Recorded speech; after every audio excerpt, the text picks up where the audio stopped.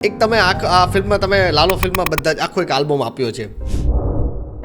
Even હું હમણાં સુરત આવ્યો, મારા ઘરે હતો તો કોઈક મોટા એમના લાઉડ સ્પીકર પર એમનું કશેક જતા હશે, કોઈક કારમાં કેવું, પેલી કારની સિસ્ટમમાં વિન્ડોઝ ખુલ્લી હશે કેવું કંઈ, ત્યારે મનોરંજન જેવું વાગતું હતું અને ફૂલ વોલ્યુમ. આ જેટલા સોંગ એવરગ્રીન છે, તો શું એ જ્યારે લખાઈ રહ્યા હોય ત્યારે પણ મહેનત એવરગ્રીન થઈ છે. એક મુકામ પછી એ સરળ લખવું ને કે મારું લખાયેલું હિન્દી સોંગ 50 વર્ષે પણ ઘરોમાં હશે. માળે મને લઈ જા એની વાત કરે છે, પ્લીઝ. પણ પેલું માડે મને લઈ જાય શુડ નોટ બી કે પછી પંખીઓની વાત ને એની વાત તેની વાત નહીં, વાત આપણી પણ મેટાફર આપણી. લાલો ફિલ્મમાં જેટલા સોંગ છે, તો શું પહેલા લિરિક્સ લખાણા કે પહેલા ટ્યુન બની હતી? 30 મિનિટ કે 40 મિનિટમાં મને કંઈક મરમર થયું.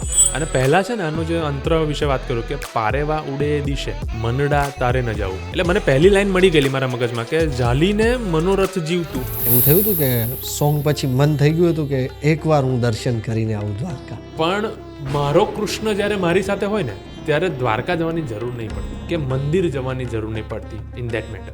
એક best of the best film બનાવવા માટે કે લિરિક્સ લખવા માટે એક ડિરેક્ટરનું કેટલું ફ્રીડમ હોવું જરૂરી છે. ઓલમોસ્ટ મેં કીધું ને થ્રુઆઉટ ધ પ્રોસેસ અમે સેમ પેજ પર હતા અમે સૌ કોઈ. એ બહુ ટચવુડ, બહુ સારી ઘટના. ઓડિયન્સને કેવા ગીતો સાંભળવા છે? આથમ તો પોઢન તો સૂરજ હું, મારી સવાર સવાર છે ક્યાં.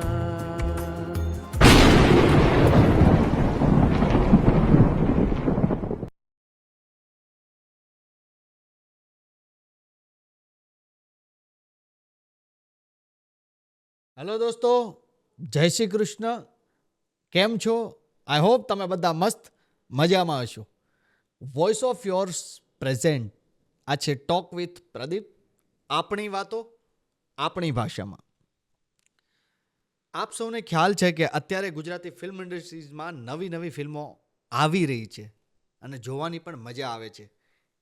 એની જ વચ્ચે એક એવી ફિલ્મ આવે છે જેનું નામ છે લાલો, જેમને હરેક ગુજરાતીએ દિલ ખોલીને વધાવી લીધી.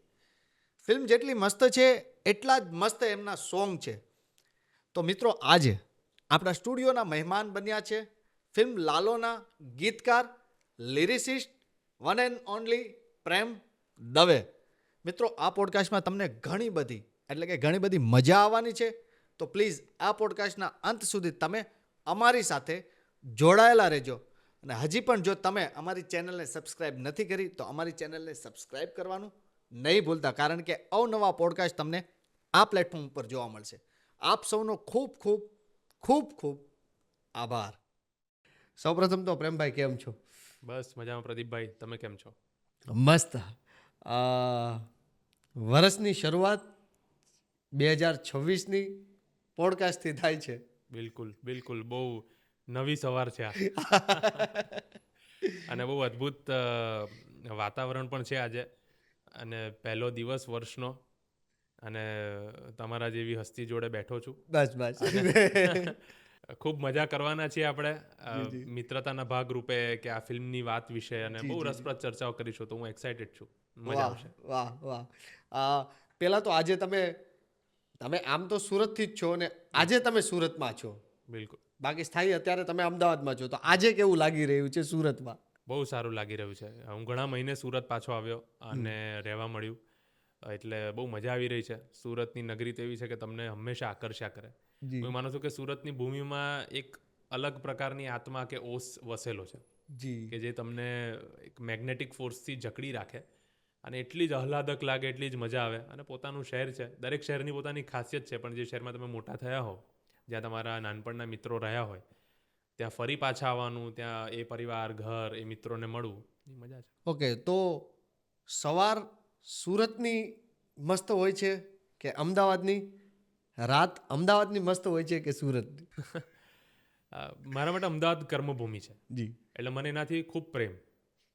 પણ સુરતમાં કેવું છે કે મેં તમને કહ્યું એમ કે અહીંયા હું જે વિસ્તારમાં રહીને મોટો થયો ને, ત્યાં ખબર નહીં કેમ પણ ત્યાં વાર્તાઓ હોય મારી, ત્યાં મારા પ્રસંગો હોય, ત્યાં હું કંઈક ડેવલપ થયો હોઉં, ત્યાં હું કંઈક શીખ્યો હોઉં, અને કંઈક મિત્રો સાથે ફર્યા હોઈએ. અને એવી ઉંમરમાં કે એવા તબક્કામાં જીવનના કે જ્યાં કોઈ જજમેન્ટલ નહોતું થતું, તો બહુ તમે નિર્દોષ અને પ્રકૃતિથી નજીક રહી શકતા હતા. પછી આ શહેર છોડ્યા પછી એ સ્ટેજ, એ તબક્કો જીવનનો પતી ગયો. એક ફેઝનો ત્યાં સમાપ્તિ તો થાય જે છે. અમદાવાદ મને આપી રહ્યું છે, અને અમદાવાદ માટે મને પ્રેમ છે જ. જી. અને એની સવાર અને એની રાત મને એટલી જ ગમે, કારણ કે ત્યાં હું અલગ મોડમાં જીવતો હોઉં.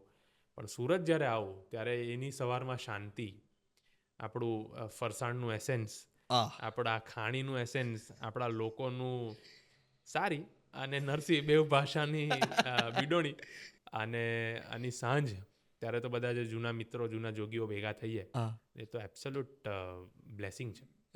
તો તમે ખાણીપીણીની થોડી વાત કરી, તો આમ સન્ડે મોર્નિંગમાં પ્રેમભાઈની ગાડી પાછળ આપણે કોઈક જગ્યાએ નાસ્તો કરવા જવું હોય તો પ્રેમભાઈ કઈ જગ્યાએ લઈ જાય? Generally depends.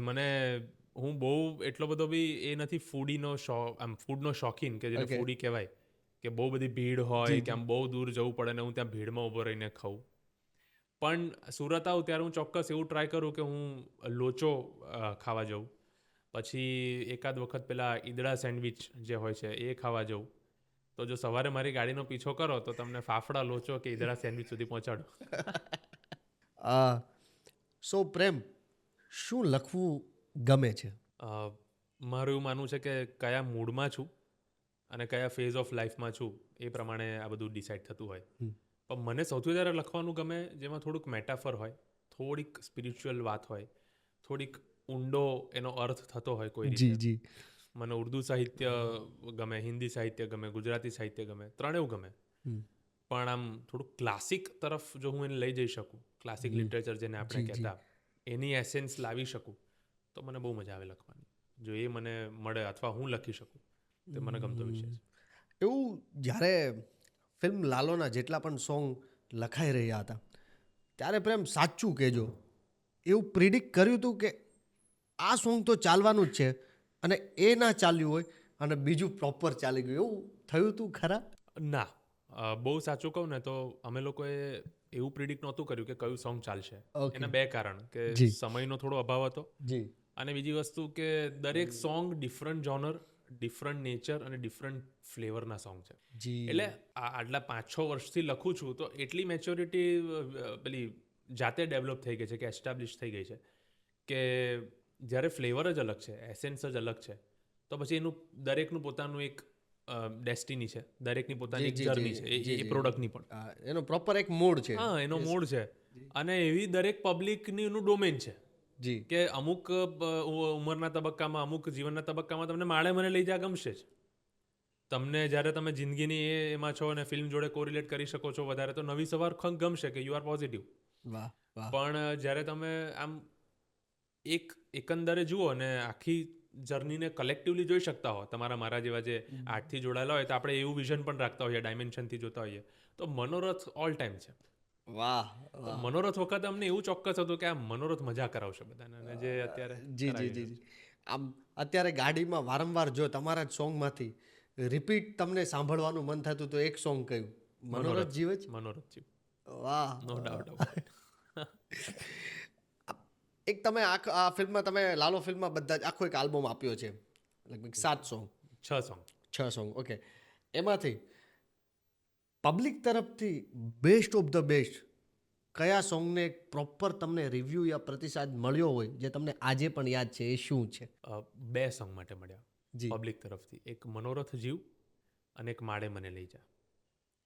જે ડીએમ આવે કે જે પર્સનલી લોકો મળે, એમાં મનોરથ જીવ તો લોકો આમ ભીની આંખે જ એના વખાણ કરે છે, કે ભાઈ આ તો અમારે ત્યાં સવારે ને સાંજે જે એમના ઈશ્વર ભજન કીર્તન કે જે પેલું નહીં, ઘણાને ત્યાં પેલું પ્લેલિસ્ટ ચાલતું હોય, એવી રીતે આ એડ થયું છે એમાં સામેલ કે એમના સંસ્કૃત સ્તોત્ર ને બધું પતે પછી મનોરથ વાગે જ સવારે. એટલીસ્ટ દિનચર્યામાં આટલા તો સાંભળવાના જ, એમાં એડ થઈ ગયું. બિલકુલ. અને ઓફિસે જતા હોય, ઘણાને સમય ના હોય ઘરે, તો જે પેલું આવું ભક્તિપૂર્ણ માહોલ ગાડીમાં કરતા હોય, એમાં મનોરથ એડ થયું છે. આવું એટલે અદ્ભુત આપણને ફીલ થાય કે જોરદાર યાર, આ મનોરથ ઇઝ ધેર એવરીવેર એમ. અને માડે મને લઈ જાના ઇન્સ્ટા ડીએમ કેવું આવતું ત્યારે પર્ટિક્યુલરલી લોકો એવું કહે છે કે માડે મને લઈ જા બહુ સુધિંગ સોંગ છે, બહુ અમે નજીકથી એને રિલેટ કરી શકીએ છીએ. અને એમાં જે એનો છે છેલ્લો ભાગ છે જે લખ્યો છે એ પણ લોકોને બહુ મજા આવી રહી છે એવી વાત. જી જી જી હમણાં લાસ્ટમાં એવા કયા કયા કિસ્સા થયા કે તમે કોઈક જગ્યાએ ઊભા હોવ છો ને તમારું સોંગ કોઈક જગ્યાએ વાગતું હોય છે, કયું કયું સોંગ? મનોરથ જેવું તમે સાંભળેલું છે એવું? મનોરથ સાંભળ્યું છે મેં. ઇવન હું હમણાં સુરત આવ્યો, મારા ઘરે હતો તો કોઈક એમના લાઉડ સ્પીકર પર એમનું કશેક જતા હશે, કોઈક એમની કારમાં કે એવું, પેલી કારની સિસ્ટમમાં વિન્ડોઝ ખુલ્લી હશે કે એવું કંઈ, ત્યારે મનોરથ જેવું વાગતું હતું ઓન ફૂલ વોલ્યુમ.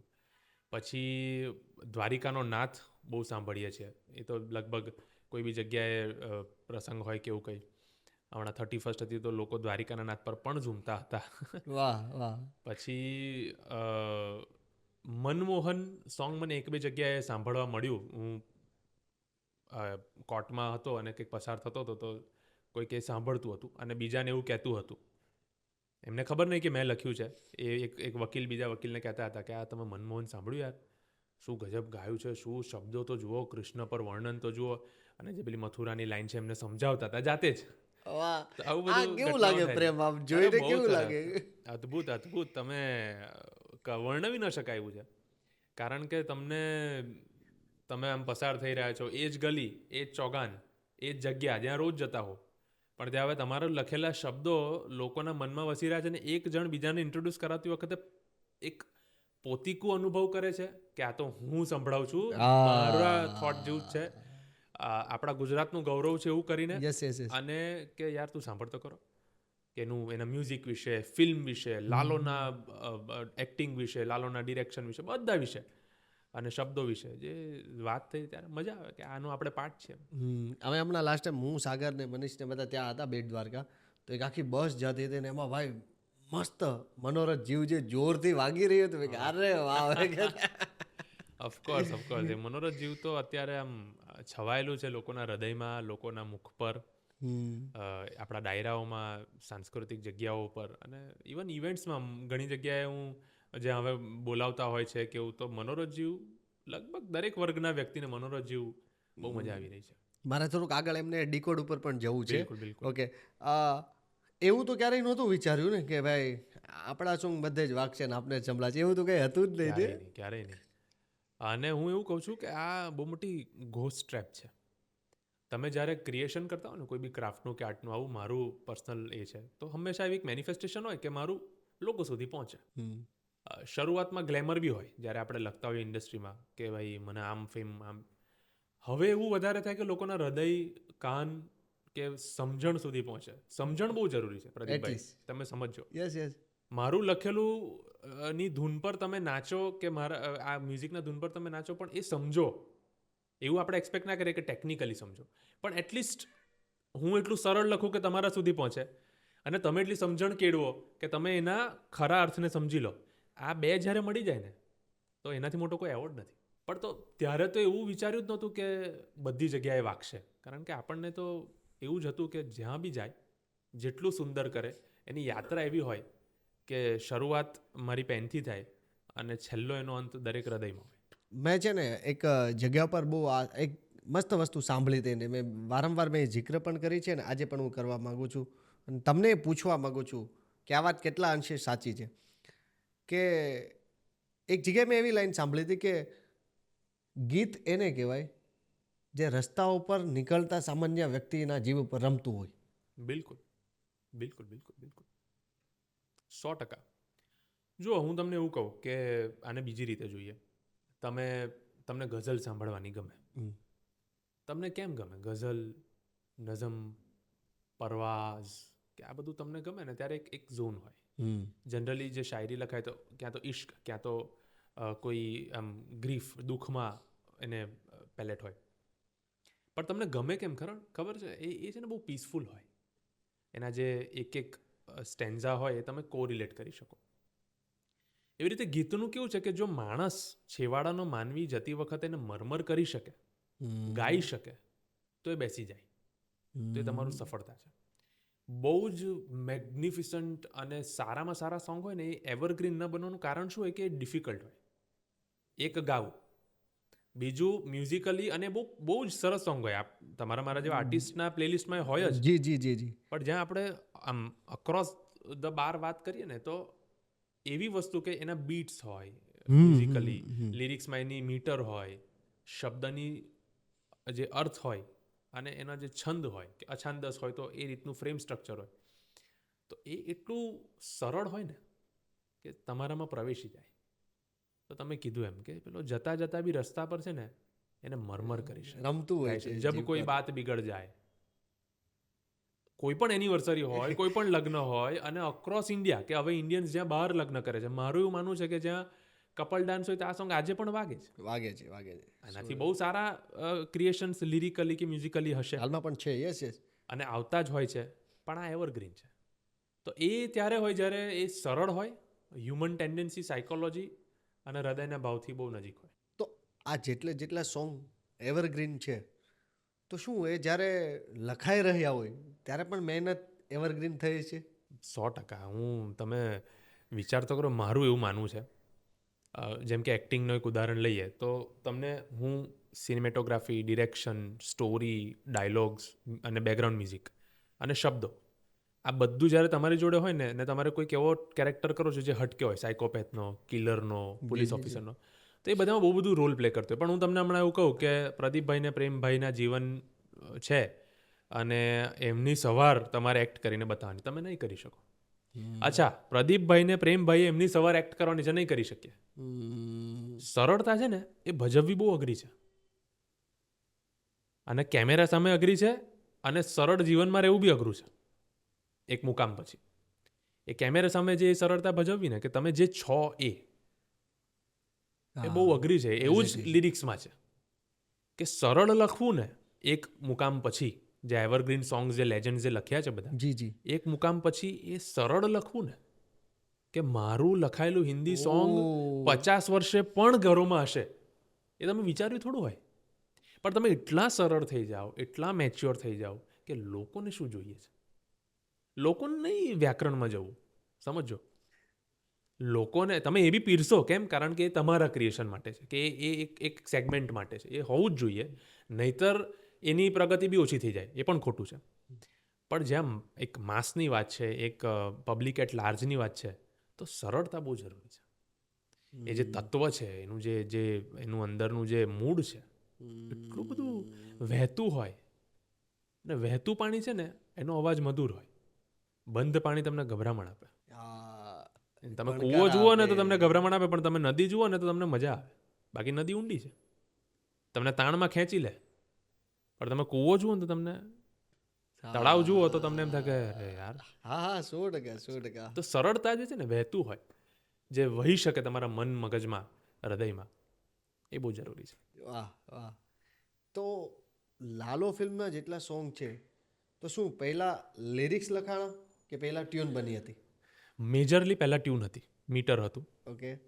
મનોરથને બાદ કરતા બાકી બધામાં ટ્યુનને મીટર હતું, અને વિથ માઇનર કરેક્શન એમાં લિરિક્સ લખાતા ગયા.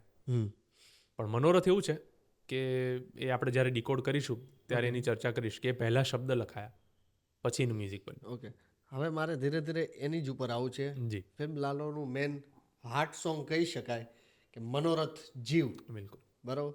તો આ સોંગની જર્ની વિશે જણાવો, અને તમારા મુખથી જ એક અંતરાનો આખું તમે ડીકોડ કરીને સમજાવો પ્લીઝ. બિલકુલ. મનોરથ જીવ વિશે જ્યારે અમે ચર્ચા કરતા હતા, મ્યુઝિક કમ્પોઝર સ્મિત જઈ, ડિરેક્ટર અંકિતભાઈ, ત્યારે અમે એક પેજ પર હતા કે કંઈક એવું આપવું છે જે સ્પિરિચ્યુઅલ હોય, એમાં મેટાફર હોય, જિંદગીનો અર્થ હોય. યસ. અને તમારે લખો, આવું મને બેઉ તરફથી છૂટ હતી કે આમાં ડિમાન્ડ નથી, પણ કંઈક કરવું છે. તમે માનશો નહીં કે એવી ઘટના કે આમાં વિથ ગોડ્સ ગ્રેસ હું બસ આમ પેન પેપર લઈને બેઠો અને મને હું વિચારતો હતો કે શું લખું. મને તમે પ્લીઝ કહેજો કે જગ્યા કઈ હતી. હવે મને બી એક્ઝેક્ટલી યાદ નથી, કારણ કે મારું ટ્રાવેલિંગ બહુ હોય છે મારા પ્રોફેશનને લીધે, પણ લગભગ સુરત જ હતું મને ખ્યાલ છે ત્યાં સુધી. મને હવે પાક્કું યાદ નથી એ જગ્યા વિશે. ઓકે. પણ હું આમ જસ્ટ આની વાત થઈ કે આવું કંઈક કરવું છે, અને 30 મિનિટ કે 40 મિનિટમાં મને કંઈક મરમર થયું.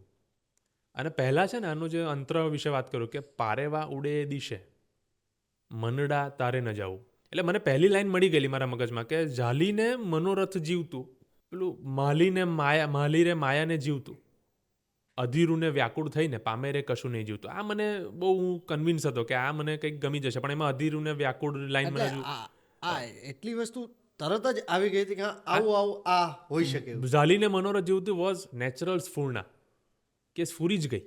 કીધું તમને હા. એમને. અને કેટલા કલાકે કે કેટલી મિનિટમાં આટલા શબ્દ તો આવી જ ગયા છે. 30-40 મિનિટ. શું વાત કરું. અને એમાં પછી માલી રે માયાને જીવતું એ થોડીક વાર લાગી, પણ એ પહેલાં મને અંતરો આવી ગયો કે મને હવે મેં કીધું કે મારે હવે હુક લાઈન નથી કરવું, કારણ કે એ વખતે મીટર નહોતું, સમજો, મ્યુઝિક નહોતું, ટેકનિકલ કોઈ મીટર નહોતું, એટલે મને તો મોકળાશ હતી કે મારે લખવાનું છે, પછીની મહેનત આ લોકોએ કરવાની હતી.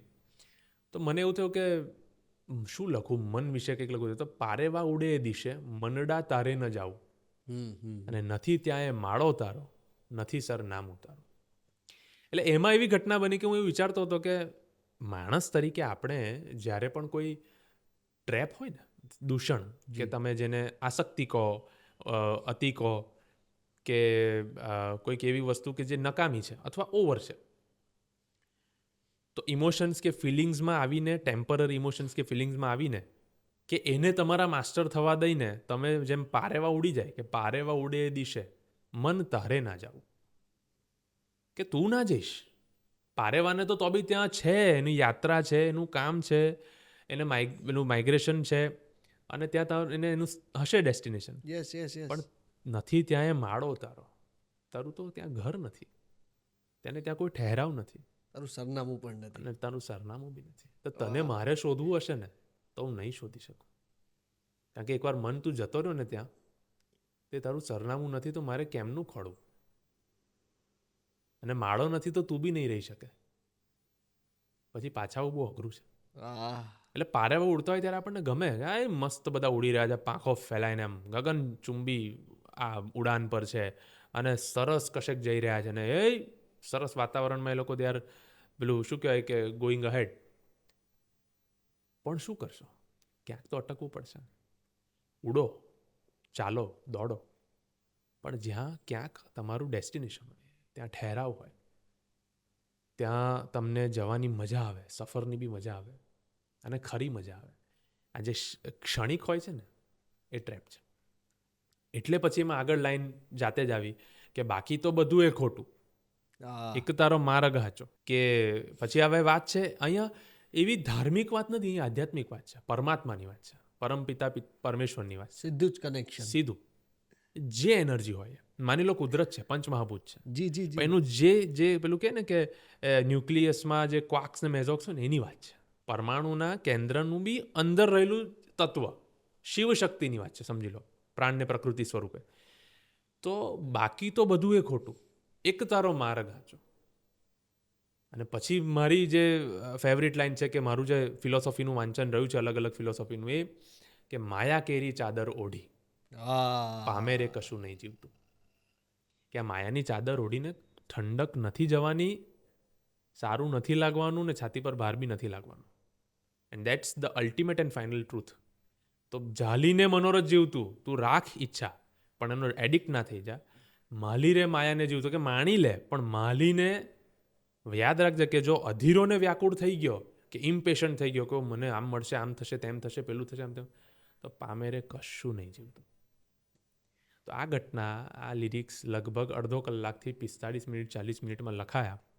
તરત જ કોલ કર્યો સ્મિતભાઈને, અને અંકિતભાઈને બી પછી કોન્ફરન્સમાં લીધા કે ઊભો રહે, અને લોક. મેં મરમર કર્યું કે હું આવું કંઈક વિચારું છું, પણ મારું મરમર જનરલી સબકોન્શિયસલી એક ધૂન જે મને આવતી હોય એ પ્રમાણે હોય, પછી એનું કમ્પોઝિશન તો અલગ રીતે થાય. અને પછી કમ્પોઝ થયું, અને એ કમ્પોઝિશન પણ સરળ રીતે, અને શબ્દની ને સંગીતની બીડોણી થઈ ગઈ, અને રેસ્ટ ઇઝ હિસ્ટ્રી. આ સોંગ તમે મને મસ્ત ડિકોડ કર્યું ને મસ્ત રીતે મને સમજાણું. આ સોંગ પાછળ જો તમારે ટોટલ ક્રેડિટ આપવી હોય કે મને હા આટલું મેં વાંચન કર્યું હતું, એ મને અહીંયા બહુ કામ લાગ્યું, તો એ વાંચન શું હોઈ શકે? ફિલોસોફીનું વાંચન, દર્શન જેને આપણે કહીએ છીએ. અને મારું ફિલોસોફીનું વાંચન પૂર્ણ નથી, પણ એની શરૂઆત કે એની પેલું કહે ને છબછબિયા બી કહું તો બહુ બહોળું છે.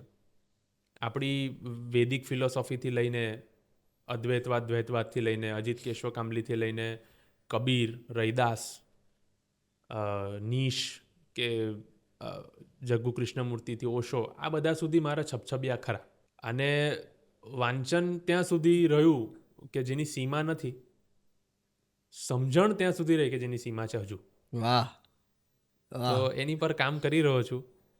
પણ એને હું ક્રેડિટ આપીશ કે એ જે વાંચન મારું રહ્યું નાની ઉંમરથી, અને એ વાંચનમાં ક્યાંય એવું નહોતું કે ડોળ હોય, દંભ હોય અને હું જિંદગીના જે મજા છે કે તબક્કાઓ છે ના માણું. ઉલટું મને વધારે મજા આવી કે માણી લઉં. પણ એટલું કે પેલું કહેવાય ને કે આખું એક ક્રિએશન છે, તમે વિટનેસ બની જાઓ ને તો મજા આવે. પ્રયત્ન આપણે બધા કરી રહ્યા છીએ, પણ તમે વિટનેસ બની જાઓ તો કંઈ વાંધો જ નહીં ને, કે હું આ છું જ નહીં, મારી સાથે જે થઈ રહ્યું છે કે હું જે કરી રહ્યો છું હું વિટનેસ છું, એક સાક્ષી છું. એ સાક્ષી ભાવ માટે અને એનું ક્રેડિટ આ વાંચનને જાય છે. આખા સોંગમાંથી એવા કોઈ શબ્દ હતા કે જે પર્યાય શબ્દ શોધવા માટે થોડીક મુશ્કેલી થઈ હતી, એવા કોઈ શબ્દ? મનોરથમાં એક પણ નહીં. નહીં. મનોરથ બહુ જ નેચરલ ઘટના છે. હા, ઓપ્શન આપ્યા મેં કે જેમ કે હવે એક તારો માર્ગ સાચો, તો મેં માર્ગની સાથે સ્લેશ કરી રાખેલું કે આતમ સાચો. પછી અધીરોને વ્યાકુળમાં પણ એક ઓપ્શન આપ્યો હતો. ઓપ્શન આપેલા બે ત્રણ ઓપ્શન અમુક જગ્યાએ આપ્યા હતા. પણ અમે બધાએ જે સાથે કલેક્ટિવલી લોક કર્યું ત્યારે કે ભાઈ આ તો આમાં કશું જોવાનું જ નથી, એમ આ ઘટના બહુ સરસ છે.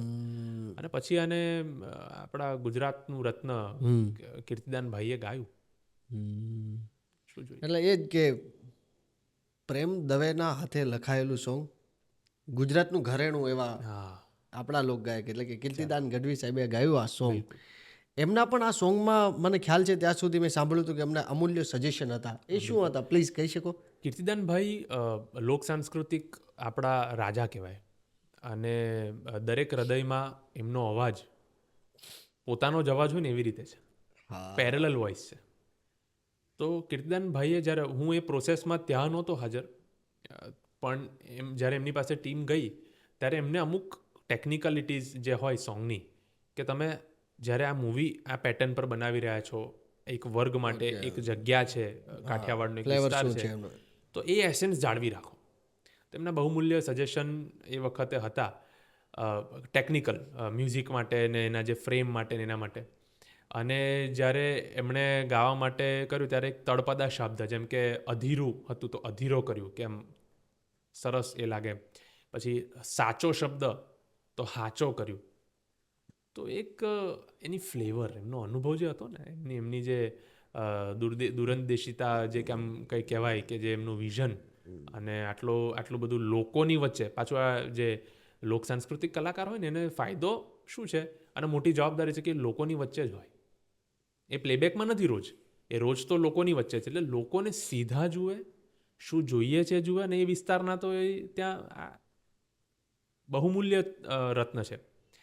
એટલે એમણે એ રીતે કર્યું. અને પછી એમને બહુ મજા આવી ગાવાની, ને એમણે અદ્ભુત આપ્યું આપણને સૌને આ એમના ગાયનથી. અને એક પેલું કહેવાય ને કે એક બ્રિધિંગ મિકેનિઝમ આપી દીધી, ઓક્સિજન આપી દીધું. તમારી ડાયરેક્ટ વાત થઈ હતી સાહેબ સાથે? એ વખતે નહીં. જ્યારે એનું હિન્દી મેકિંગ થતું હતું ત્યારે હું એમને મળ્યો, અને ત્યારે એમણે મને કીધું કે ભાઈ બહુ અદ્ભુત લખ્યું છે તમે પ્રેમભાઈ, અને પેલું કહેવાય ને કે તમે રત્ન આપ્યું છે, આવું કંઈક એમણે મને, હવે એક્ઝેક્ટ મને શબ્દ યાદ નથી, પણ દેટ્સ વોટ હી મેન્ટ. અને એમને બહુ ગમ્યું, મજા આવી. હિન્દી જ્યારે આનું લખ્યું, હિન્દી વર્ઝન માટે આનું રિઝેમ્બલન્સ અમારે ગુજરાતીની નજીક જ રાખવું હતું, એ શબ્દમાં બી મજા આવી. એ વખતે બી એમણે કહ્યું કે આપણે આવું કરીએ તો, એટલા નિખાલસ માણસ, એટલા હમ્બલ વ્યક્તિ. તો પછી એ જ વખતે ચર્ચા થઈ, બેઠા, અને ટેકનિકલી પછી મેં એમને કીધું કે આવું કરીએ તો કે ના તો બરાબર છે. અને એમણે જે કીધું એમાં કલેક્ટિવલી અમે ચર્ચા કરી, અમે બધા બેઠા હતા ત્યારે, અને એ પ્રમાણે અમે એને ઇમ્પ્લાય કર્યું. એ પણ સરસ, એ પણ તમને બધાને માણવા જલ્દી મળશે. જી બહુ મજા. વાહ. બહુ જલ્દી જ આપને પ્રેમભાઈના હિન્દી આ બધા લિરિક્સ આપણે ફરીવાર સાંભળવા મળશે, અને આપણે મંત્રમુગ્ધ થવાના જ છીએ. બિલકુલ, બહુ મજા આવશે.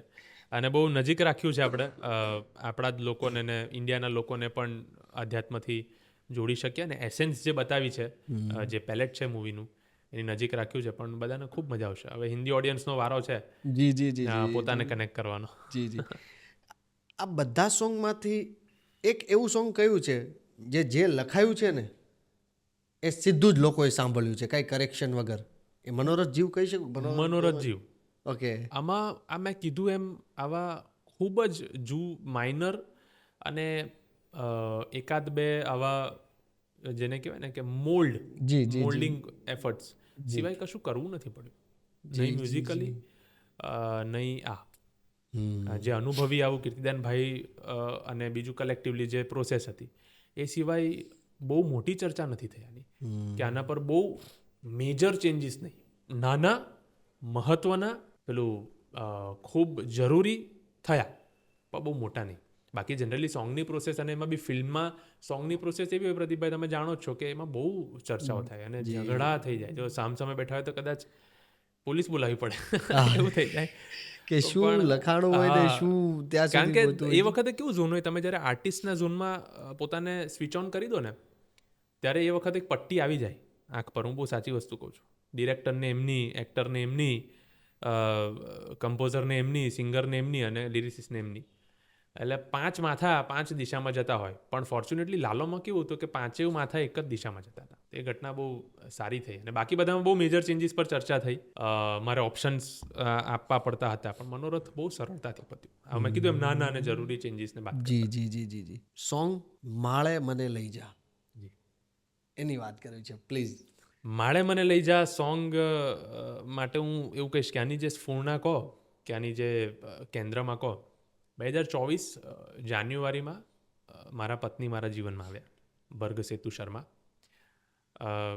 અને બહુ અલગ વ્યક્તિત્વ. મને એવું હતું પહેલેથી કે મારા લગ્ન થાય તો એવી વ્યક્તિ જોડે જાય તે અલગ હોય, વિચારધારા અલગ હોય, એમનું કરુણાવંતી સ્વભાવ, આટલા નેશનલ લેવલ પર she is a public figure, animal rescuer, social activist અને પોતે આઈડિએટર ને ખૂબ સરસ એમનું જીવન રહ્યું છે. પોતે રક્ષામંત્રી પદક મેળવી ચૂકી છે ને એટલે બહુ બહુ ગજબ. એમના વિશે કહેવા જાઉં તો 2 કલાક બહુ જ ઓછા છે.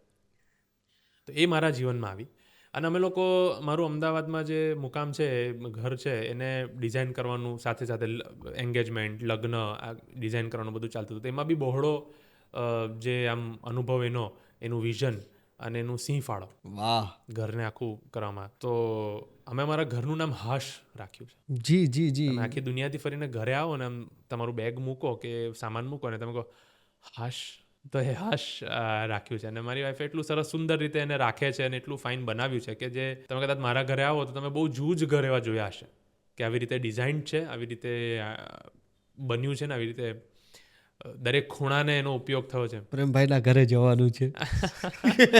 બિલકુલ બિલકુલ, આવો હાશ પર. તો એ વખતે જ્યારે આ માળે મને લઈ જાય છે ને એમાં મને એવું હતું કે ભાઈ હું એની જોડે જાણો કે મારા જીવનનો એ તબક્કો હતો કે જગથી દૂર અને ક્યાંક, કારણ કે તબક્કો અમારે બે દૂર જ જવું હોય જગતથી. અને મનને મળે જ્યાં હાશ એવા માળે મને લઈ જા.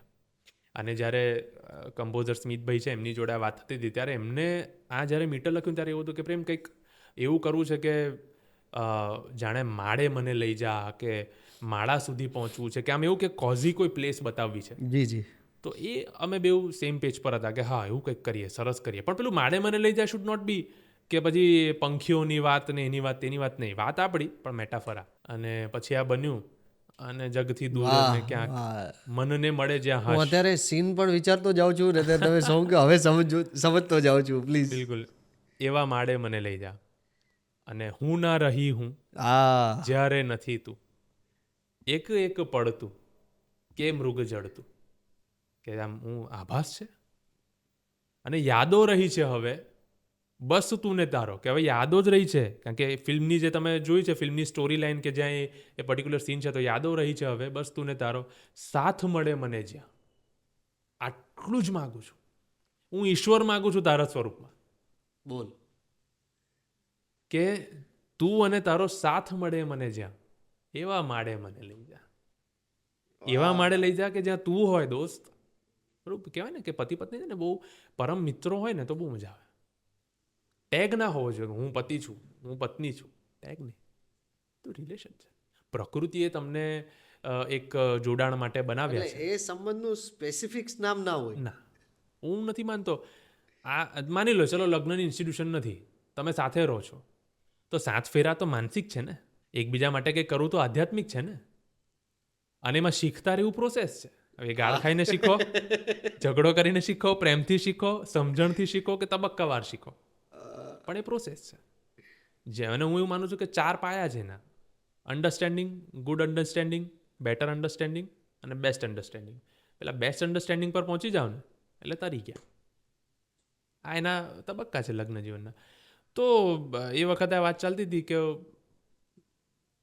હું એ ઝોનમાં હતો અને વાત કરતા હતા માડે મને લઈ જવાનું. પછી એવું થયું કે એમાં છેલ્લે કંઈક લખવું હતું, કે અમારી ટીમમાં ચર્ચા થઈ જ્યારે કોન્ફરન્સ કોલ પર કે છેલ્લે આમાં કંઈક આપવું છે કે જે મજા આવી જાય. તો એમાં જે મેલ કેરેક્ટર કરણભાઈની આમાં જે બતાવ્યું છે લાલોનું સ્ટોરી લાઈનમાં, તેની જે દશા છે ને બહુ ખરાબ છે. એક દૂષણમાં છે, ટ્રેપમાં છે, એક લૂપમાં છે. તો કે આથમ તો પોઢન તો સૂરજ હું, મારી સવાર છે ક્યાં. આનું લેખન તમે જુઓ કે હું આથમી રહ્યો છું, પોઢી રહ્યો છું, એવો સૂરજ છું. હું સૂરજ છું એટલે હું કેરેક્ટરને પોઝિટિવ બતાવું છું. જી જી જી જી જી. હું કાંઈ ક્યાંય અમાસ નથી. હા હા હા. અમાસને બી આપણે નેગેટિવ નહીં ગણતા, પણ આ જે એક સિમ્બોલિક વાત કરીએ છીએ, પણ સૂરજ છું, મારામાં છે પ્રકાશ, હું સ્વયંભૂ છું, મારામાં એ અગ્નિ છે, પણ પોઢી રહ્યો છું, આથમી રહ્યો છું, શોધી રહ્યો છું મારી સવાર છે ક્યાં. સોલેલ્યુકી મોડ કરીને એક શબ્દ છે. પોતાને બી પૂછી રહ્યો છું ને હવે તો હારી ગયો છું, જગતને પૂછી રહ્યો છું. અને જગતમાં સૌથી જરૂરી એટલે જે એમાં રીવાબેનનું પાત્ર એ લાલો એમને કહી રહ્યા છે કે મારી સવાર છે ક્યાં. અને પછી બહુ જ ડરમાં છે, નીકળવું છે પણ નથી નીકળાતું. સ્વીકાર્યપણું આવી ગયું છે, એ સ્ટેજ પર પહોંચી ગયું છે, પણ એ તો મારા ડ્યુ તો પે કરવાના છે ને. એણે જે લીલા રચી છે, એણે માયાનું આમ રમકડું ફેંક્યું અને તમે ચાવી ફેરવી એટલે તક તક તક તક તક તક જ્યાં સુધી પતે નહીં ત્યાં સુધી રમકડું તમારે સાંભળવું તો પડશે. આમ કરીને ચાવી એમાં નહીં કરી શકો, એના હાથમાં જ છે. ચાવી ફેરવાઈ દીધી ખરી, આમ જે કરવાનું ને પ્લીઝ સાંભળો એ નથી. એટલે બેટા સાંભળ. તો એ ઝોનમાં છે ભયંકર ભૂખ દરિયાની. વાહ ભાઈ વાહ. આપણે સનસેટ જોવા જઈએ ને પ્રદીપભાઈ, તો વિશાળ કાય મુખવાળો દરિયો, ત્યારે સૂરજ આટલો હોય, વિશાળ સૂરજ, પૃથ્વીથી મોટો, પૃથ્વી જેની ઇર્દ ગિર્દ ફરે, બધા ગ્રહો ફરે, સોલાર સિસ્ટમનું કેન્દ્ર હોય, ઉર્જાનું સ્ત્રોત. તો દરિયો છે ને એને ખાતો હોય ને એવું લાગે. સનસેટ જોજો તમે, હવે ઇમેજિન કરજો ને બધા આપ સૌ ઇમેજિન કરજો. શ્યોર. પણ પેલું સનસેટના ટુરિઝમના પૈસા ના ઘટવા જોઈએ કે ભાઈ આ તો આવું છે. તો છે ભયંકર ભૂખ દરિયાની, દરિયો એને ખાઈ રહ્યો છે. અને મારી ડિફિકલ્ટી જુઓ, હું એવા વર્ષ પર ઊભો છું, એવા સ્થાન પર ઊભો છું કે સાંજ પડી છે એટલે દરિયો તો મને ખાશે જ. આ સામાજિક દૂષણ, આ ટ્રેપ તો મને લઈ જ મરશે. સાંજ પડી, મારે જવું ક્યાં? એટલે આથમ તો પોઢન તો સૂરજ હું, મારી સવાર છે ક્યાં. અને છે ભયંકર ભૂખ દરિયાની, અને સાંજ પડી, મારે જવું ક્યાં. અને જ્યારે આ લખાયું તો ખરેખર અમારા સૌના આંખમાં પાણી હતા. જેટલા લોકો અમે ફિલ્મની સ્ટોરી લાઈન અને મારથી વધારે રિલેટેડ તો આ લોકો સૌ હતા. Team, director, actor, music composer. તો બધાને બહુ મજા આવી કે યાર શું ગજબ છે ભાઈ. આ લાઈન જ્યારે લખાઈ રહી હતી તો પ્રેમ સાચે જ આમ તમે કયા સ્ટેટસ ઉપર ઊભા રહીને આ બધું વિચારી રહ્યા હતા? આમાં છે ને મેં અંત સુધી તો તમને કીધું કે મારી પોતાની તબક્કો સરસ ચાલી રહ્યો હતો, એટલે હું આમાં બહુ જેટલું પોઝિટિવ છે એનું ત્યાં સુધી તો પહોંચી ગયા જે ચાલી રહ્યું હતું. પણ આ લખતી વખતે મને જ્યારે સ્ટોરી લાઈન થોડી સમજાવીને હું પોતે મનોમંથન કરતો હતો તો આ લખાયું ને પછી મેં પહેલી લાઈન જ્યારે લખી કે આથમ તો પોઢન તો સૂરજ હું, મારી સવાર છે ક્યાં, પછી કંઈ મને મળતું નહોતું કે હું શું લખું. જી. તો હું ઇમેજિન કરતો હતો કે આ સૂરજને લગતું શું હોઈ શકે. તો ચલો આથમ તો છે, તો એની ઘટના કેવી, તો દરિયો યાદ આવ્યો. અને દરિયાને રાક્ષસી બતાવો તો મારે મેટાફર છે, દૂષણને મારે બતાવતું, એ ફેઝ, જીવનના ફેઝને મારે રાક્ષસી બતાવો. મોટું મેટાફર. હા. તો કે છે ભયંકર ભૂખ દરિયાની. અને આમાં તમે જુઓ સવાર 2 વાર, ભયંકર 2 વાર, એટલે અમે એ ડોમિનન્સ બતાવી રહ્યા છે, એનું ઇમ્પોર્ટન્સ બતાવી રહ્યા છે કે હું સવાર શોધી રહ્યો છું દોસ્ત. ભાઈ સવાર એટલે એવું થોડું કે મોર્નિંગ. પોઝિટિવિટી, પાછા આવવું છે. યસ, વિચારોની સવાર. અને ભયંકર ભૂખ દરિયાની સાંજ પડી ક્યાં જવાનું આ ટ્રેપમાંથી તો મને મને કોક કાઢો ડાયલોગ પણ છે એવું છે. અને આ જ્યારે લખાયું પછી તો કે આ કોણ ગાય તો બધાની એક જ કીર્તિદાનભાઈ અને કેવું ગજબ ગાયું છે જુઓ. અને અમે હિન્દીમાં પણ ઓલમોસ્ટ રિઝેમ્બલન્સ રાખવા માટે અને રાખ્યું છે કે ના આ તો આ પ્રાકૃતિક. આપણે અત્યારે જ એક રિક્વેસ્ટ પ્રેમભાઈને કરીએ છીએ. પ્રેમભાઈ, ખ્યાલ છે કે તમે સુરતમાં સિંગિંગના ક્લાસમાં પણ હતા અને આ લાઈન પ્લીઝ તમારી પાસે તમારા મોઢેથી મારે સાંભળવી છે. પ્લીઝ તમે ગાઈને સંભળાવો.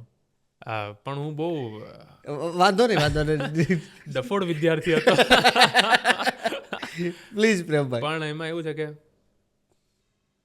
આથમ તો પોઢન તો સૂરજ હું મારી સવાર છે ક્યાં. વાહ. છે ભયંકર ભૂખ દરિયાની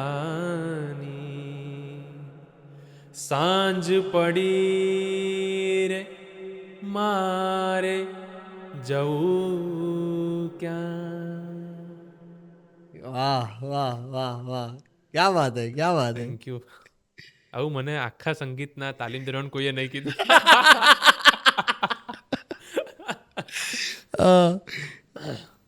એ જગ્યા કેવી હોય છે જ્યારે આ બધું જ ચાલતું હોય છે, મસ્ત આપણે જે લખાઈ રહ્યું છે, ગવાઈ રહ્યું છે, મસ્ત બની રહ્યું છે, શું હોય, કયા જોનરમાં કેવું વ્યક્તિત્વ આપણું ત્યારે થઈ જતું હોય છે જે બધું આપણા પાસે બધા જ સાચા પડતા હોય. એફર્ટલેસ જ્યારે બધું થતું હોય ને પ્રદીપભાઈ, ત્યારે એને મૂંગા રહીને માણવાની મજા છે. ઓહો. અને હું એવું માનું છું કે વિથ ટાઈમ આપણે બધા એવું જાણીએ કે સુખમાં ફૂલાવું નહીં, દુઃખમાં ડૂબવું નહીં. જી જી. જ્યારે સુખની ઘડી હોય ને ત્યારે એક આપણે થોડું પેલું નહીં સાયકોલોજીકલી આપણે એવું હોય કે યાર બસ fingers cross. Yes yes yes. એ ચાલતું હોય અને પેરેલલ એવું ચાલતું હોય યાર ગજબ મજા આવી ગઈ, બધાને ગમી ગયું. હા. જે સબ્જેક્ટ મેટર હતી એને અનુરૂપ લખ્યું. અને એટલે અહીંયા કોઈ ઘમંડની વાત નથી, પ્રાઉડની વાત છે. બિલકુલ. અને આત્મવિશ્વાસમાં વધારાની વાત છે, બૂસ્ટિંગ ફોર્સની વાત છે. Yes yes yes. કે કલાકાર તરીકે હું લખું અને એ લોકો એવું કે યાર આ તો અમે વિચાર્યું નહોતું, એનાથી ઉપર છે ને આવું બધા જ કે અક્રોસ બધા જ કલાકાર જોડાયેલા, કોઈ પણ કેમેરાથી જોડાયેલા, મ્યુઝિકથી જોડાયેલા, ટેકનિકાલિટીથી જોડાયેલા, ડાયલોગ્સથી જોડાયેલા, સ્ટોરીથી જોડાયેલા, તમામ એવું કે આ તો ગજબ છે. એક્ટર્સ એવું કે આ તો ગજબ છે. તો તમને બૂસ્ટિંગ ફોર્સ મળે. It's a needed element for an artist. કે વાહ ભાઈ પ્રેમભાઈ, આવું એમ બધા એવી સ્ટાઇલ છે. પ્રેમભાઈ તમે તો મોજ કરાવી હતી, પ્રેમભાઈ ગજબ, આમાં કંઈ ઘટે નહીં હો. એટલે તમને બહુ મજા આવે યાર. હું આને મલ્ટીવાઇટામિન કહું છું. કે પેલું નહીં તમે લો કોઈ મલ્ટીવાઇટામિન સવારે ને આખો દિવસ એનર્જી રહે. આ દિવસના કોઈ પણ એમાં થયું હોય ને આવી એનર્જી હોય તો એ બહુ લાસ્ટ દિવસ સુધરી જાય અને એની ઇફેક્ટ ઘણી રહે. ઓકે પ્રેમભાઈ, તમને આમ એ કયા મિત્રો તમારા જે નાનપણના છે, જે આ ફિલ્મ આવ્યું, સોંગ સાંભળ્યા, ખબર પડી કે પ્રેમે લખ્યા છે, અને તમને ફોન કરીને શું કીધું જે થોડી વારે વાત સાંભળવી છે? સુરત મારું નાનપણ ગયું. અને સુરતમાં જ્યારે વેકેશન પડતું ત્યારે હું છે ને બહુ નિઠ્ઠલ્લો રખડેલ નાનું બાળક. મને મારું ગામડું બહુ ગમે, ઉમરેઠ. ત્યાં જ હતો. બે રીતે બે જગ્યાએ મારું નાનપણ બહુ ગયું. મારું મોસાળ ને બધું આણંદ છે તો ત્યાં મારા એક બે મિત્રો અને બાકીના નાનપણના અહીંયા મિત્રો. તમે માનશો ને પ્રદીપભાઈ કે હું 5-6 વર્ષથી લખું છું ઓરિજિનલ આલ્બમને બધું. એક ક્રેડિટ જે એમને જવી જોઈએ ને કે મારું ક્રિએશન હોય ને તો એક તો બિચારા ફોર્સફુલ સ્પેક્ટેટર તરીકે એમણે પહેલાં સાંભળવું પડે, બનતી વખતે સાંભળવું પડે, બન્યા પછી સાંભળવું પડે. અને એ બન્યા પછી બી એમનો કોન્સ્ટન્ટ સપોર્ટ ને પ્રેમ હૃદયથી એટલો, વિથ વિશિસ એન્ડ પ્રેયર્સ. અને લાલો વખતે તો જ્યારે અદ્ભુત ઘટના બની તો જ્યારે લાલોને કોઈ સપોર્ટ એ પ્રતિસાદ નહોતો ને ફર્સ્ટ વીક, ત્યારે આ જ કાન હતા, આ જ આંખો હતી અને આ જ આત્માઓ જે ભટકે છે ને મારી નજીક મિત્રો સ્વરૂપે, એ જ હતી. ત્યારે પણ હતી ને આજે પણ છે. અને આ ઘટના પછી કદાચ એમના કોલ ઓછા આવ્યા છે, પણ એ વખતે કે બોસ મજા કરાવી દીધા. અને શબ્દ સાથે કે કોઈ તમારો ગામનો નાનપણનો મિત્ર જેની સાથે 20 વર્ષથી મિત્ર હો, એ કોલ કરીને તમને કહે બોસ મજા આવી ગઈ, હું તો 2 વાર જોવા ગયો. તમારા અહીંયા મિત્રો પોતાના સ્વખર્ચે લોકોને મોકલે જોવા, મારા મિત્રના સોંગ સાંભળજો, એના સોંગના શબ્દ સાંભળજો. કેવું ગજબ છે આ આત્મીયતા, કેવી ગજબ છે આ મૂડી છે સાચી.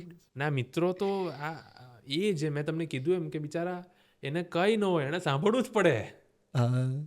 અને એ કોલ કરે તમને એ વખતે કે ભાઈ ગજબ ગજબ, હા કંઈ કામ હોય તો કહેજે એમ. અને બને એટલું પ્રમોશન કરે. કોઈક કોર્પોરેટમાં છે, કોઈક વકીલાતમાં છે, કોઈક ડૉક્ટર છે, કોઈક બિઝનેસમેન છે, ડિફરન્ટ ગ્રુપ્સ કે જ્યાં બધાને આ રસનો વિષય ના હોય પણ મોકલે, લખે એમાં મારો પરમ મિત્ર. કેમ કે આપણે એમ જોયું તો આપણે એપ્રિશિએટ તો બધા જ લોકો કરતા હોય એ છે. લોકોની પ્રશંસાના શબ્દો ના હોય પ્રદીપભાઈ. એક્ઝેક્ટ. તમને તમારો સાચો મિત્ર હતો ને કે પ્રદીપ યાર તું જે રીતે વાત કરે છે ને, યાર તું જે પોડકાસ્ટમાં ભાઈ તે પેલું જે વાક્ય લીધું ને આમ કરીને બસ મજા આવી ગઈ.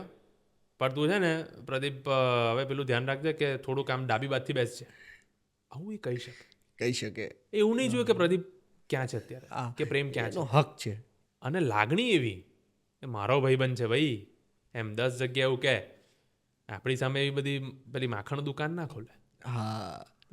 અને એક વસ્તુ છે કે એનો હક પણ છે ને એને હક જતાવવો પણ જોઈએ.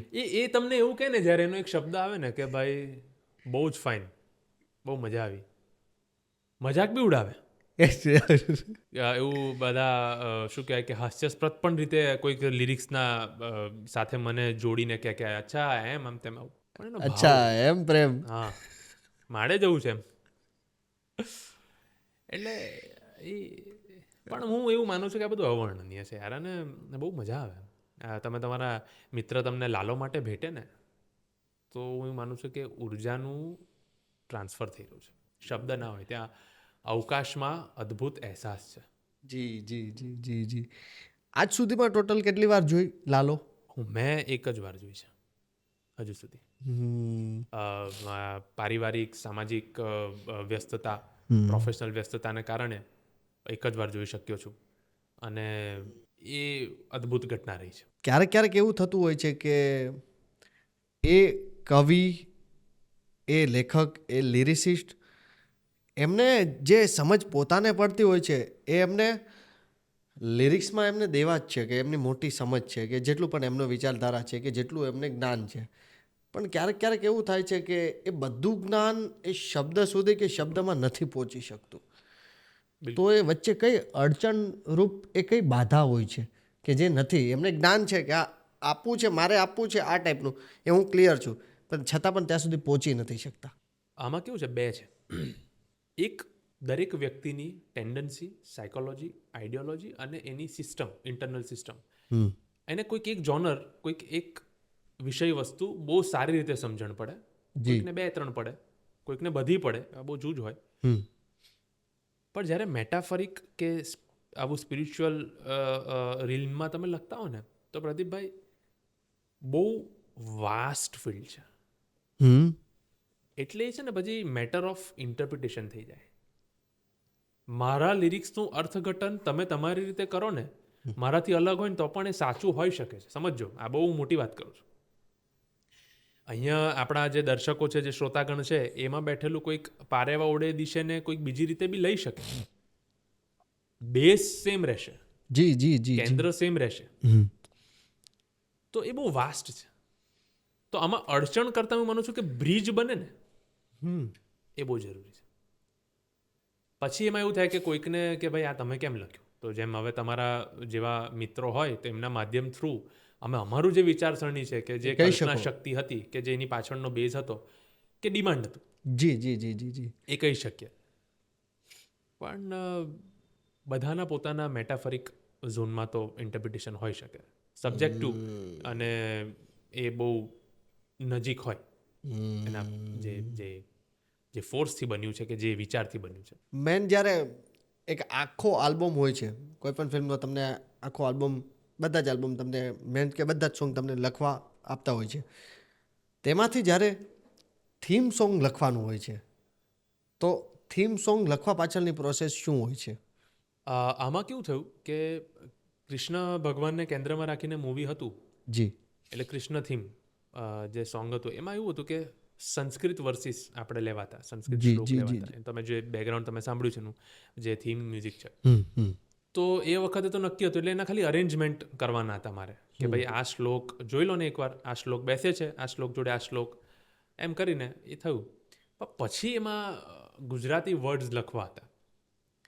તો હવે પહેલો જ વિચાર એવો આવ્યો કે ભાઈ મને ને કમ્પોઝરને કે પંચમહાભૂતથી વિશેષ શું હોય? તો આભ તું, નીર તું, અગ્નિ તું, વાયુ તું, સૃષ્ટિ તું, સર્જન તું.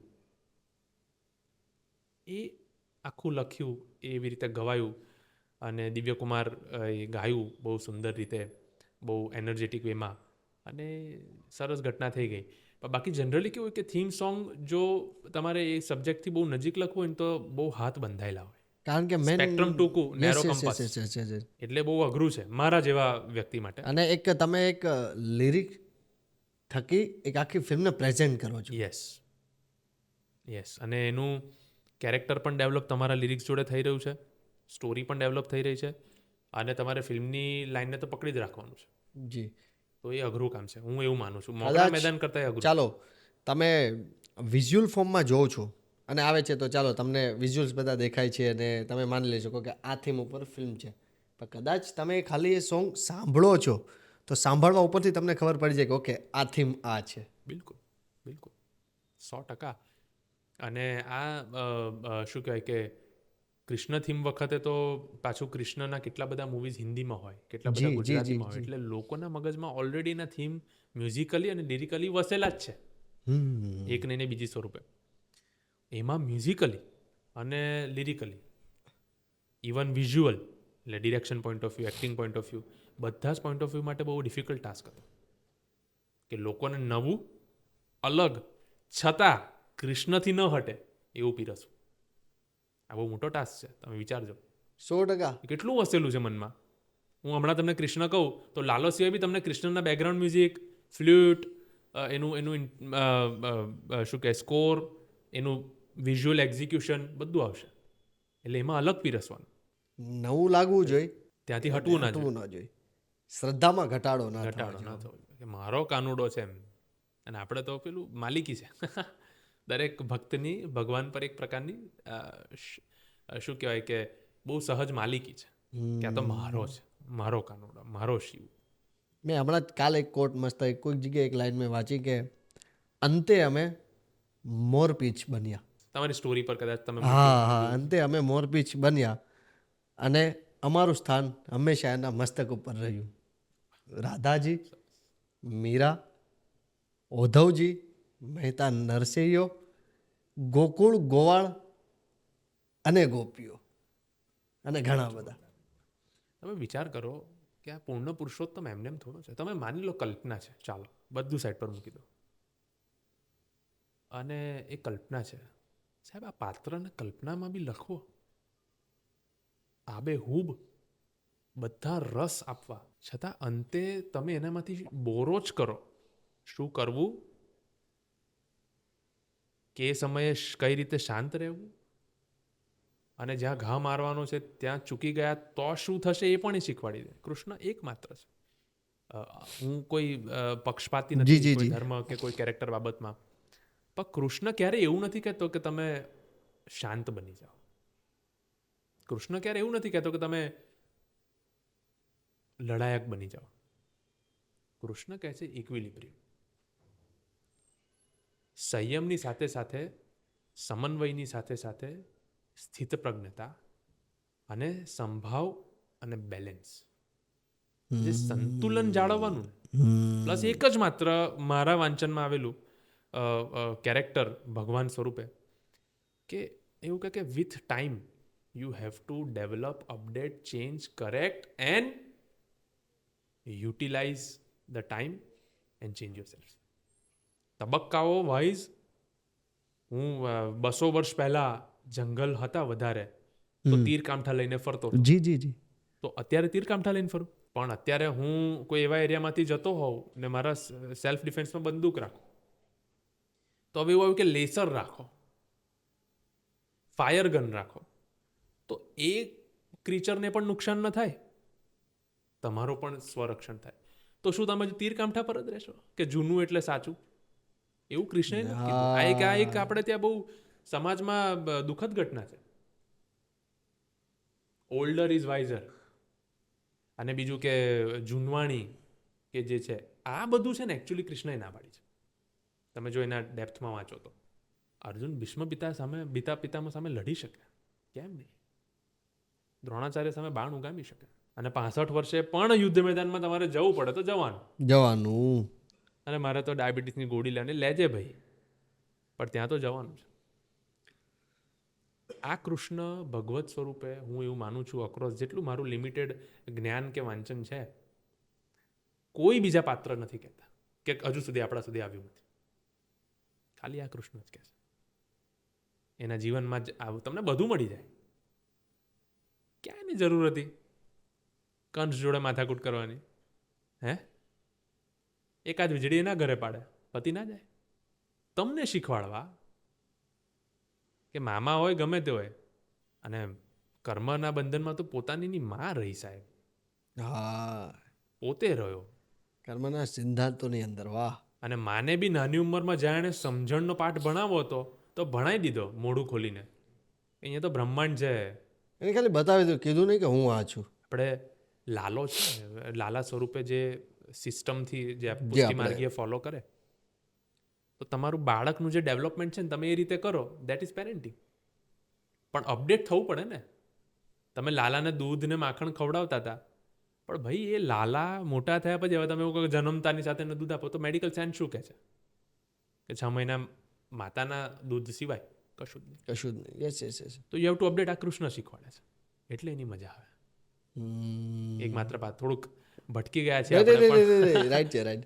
જ્યારે આ વાત નીકળી તો મારે થોડાક આ વિષયો પર હું એવું માનું કે આપણા શ્રોતાગણ, દર્શકો, આપણા મિત્રોને આ ખબર હોવી જોઈએ. હોવી જોઈએ. કે બહુ જ સરસ પાત્ર એટલે છે કે એનામાં સરળતા છે, અને એનામાં સાહસ છે, સ્વીકાર્યપણું છે, અને એનામાં ખંત છે, ધીરજ છે, સ્થિતપ્રજ્ઞતા છે, સંભાવ છે, ઇનસિક્યોરિટી નથી. એ એના ઇમોશન્સ અને ફિલિંગ્સનો માસ્ટર છે, અને એની સાથે સાથે દરેક ચેન્જ માટે તૈયાર છે, અપડેટ થાય છે, અને તમને થવાનું કહે છે. તમને ખ્યાલ છે અમારે એટલે પ્રેમને સાંભળવા છે કેમ કે ફિલ્મો તો આવી રહી હતી, આવે છે અને આવતી રહેશે. લાલો જેવી એક ફિલ્મ આવે છે અને એમાં એક એવા લિરિસિસ્ટનું નામ બહાર આવે છે જેનું નામ પ્રેમ દવે છે, અને એ પ્રેમ દવેને ઘણા લોકોને સાંભળવા છે કે કોણ છે.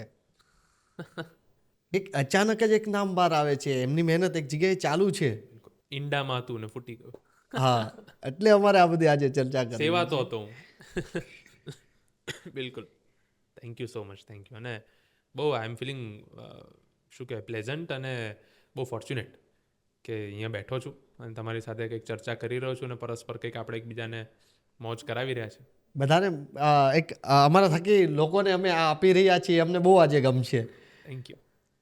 મનમોહન સોંગ.